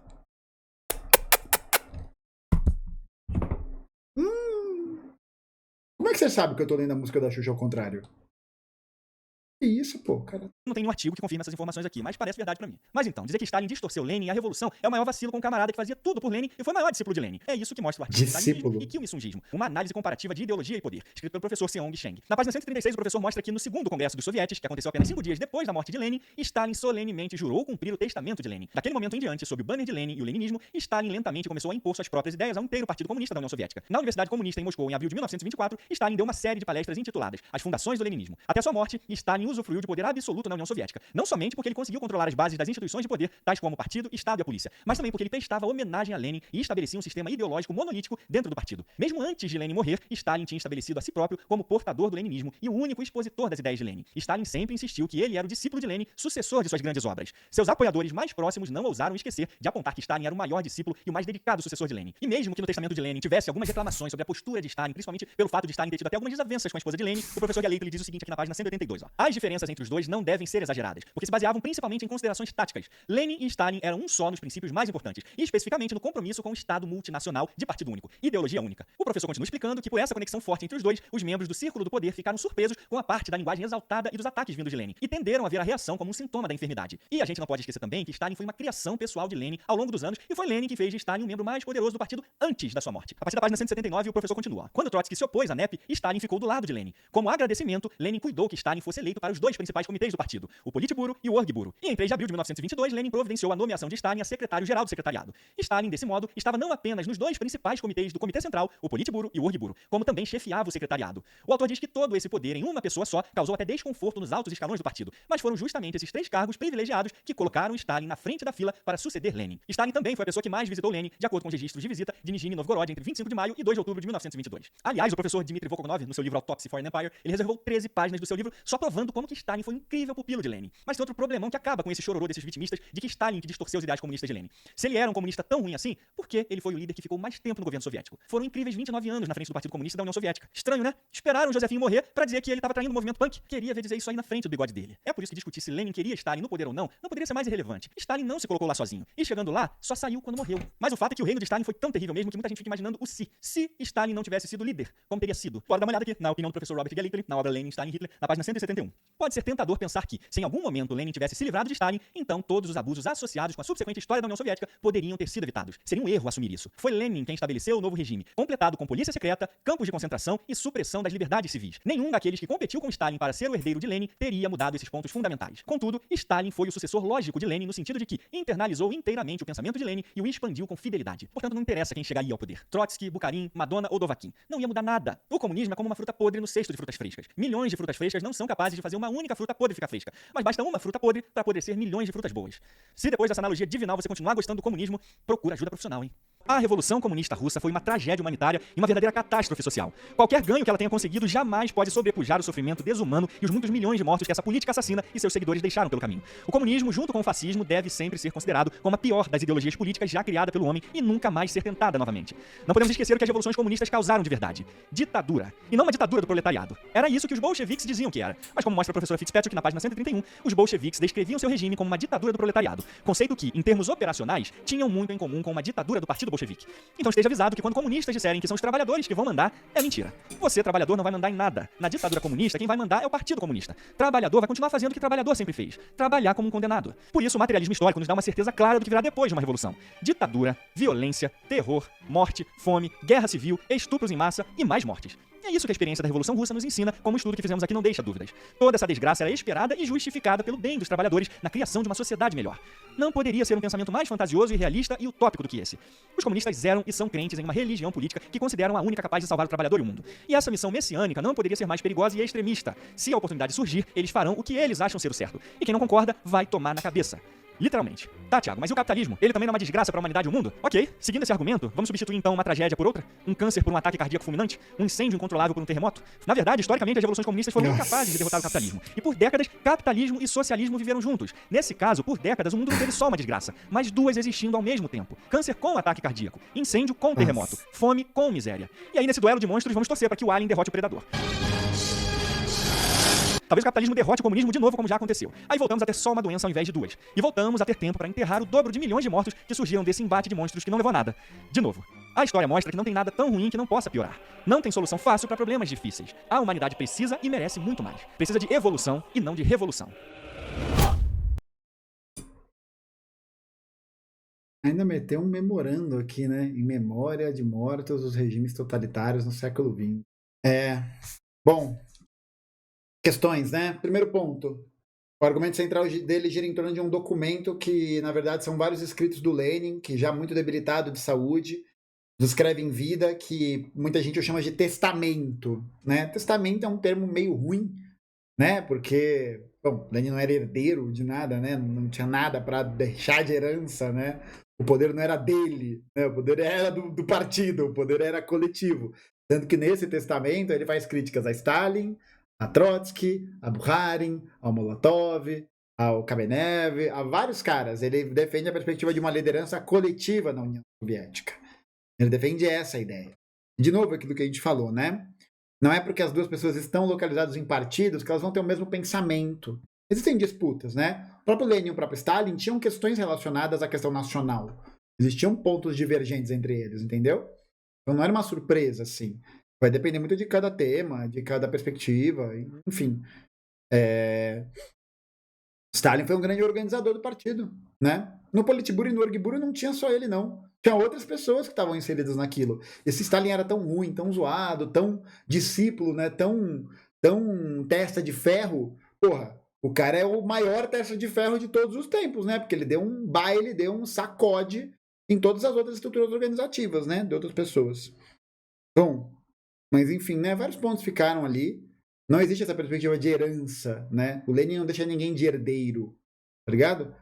Ele faz críticas a Stalin, críticas que são contundentes, críticas fortes a Stalin no final da vida, e é isso. Mas isso não prova que ele era favorável a uma outra pessoa, né? Porque tem muito trotskista que utiliza o testamento de Lenin como uma prova de que Trotsky era o herdeiro da União Soviética. E não é isso não. No documento, na íntegra, que está aqui na descrição, vocês podem dar uma olhada e não tem nenhuma dessas menções, né? E que para poder terminar, tem um ponto que eu acho que é interessante, que ele fala, quem vai estar no poder é a classe trabalhadora, não é o partido, não a classe trabalhadora. Sim, o partido. A classe trabalhadora, enquanto abstração, ela é numerosa, ela é gigantesca. Você precisa de um organismo central que possa organizar essas perspectivas e que possa organizar esses anseios, essas coisas, não é? A diferença é que nós estamos vivendo em um período em que o governo não é exercido pelo povo, é exercido por uma classe. Quem é essa classe? É a burguesia.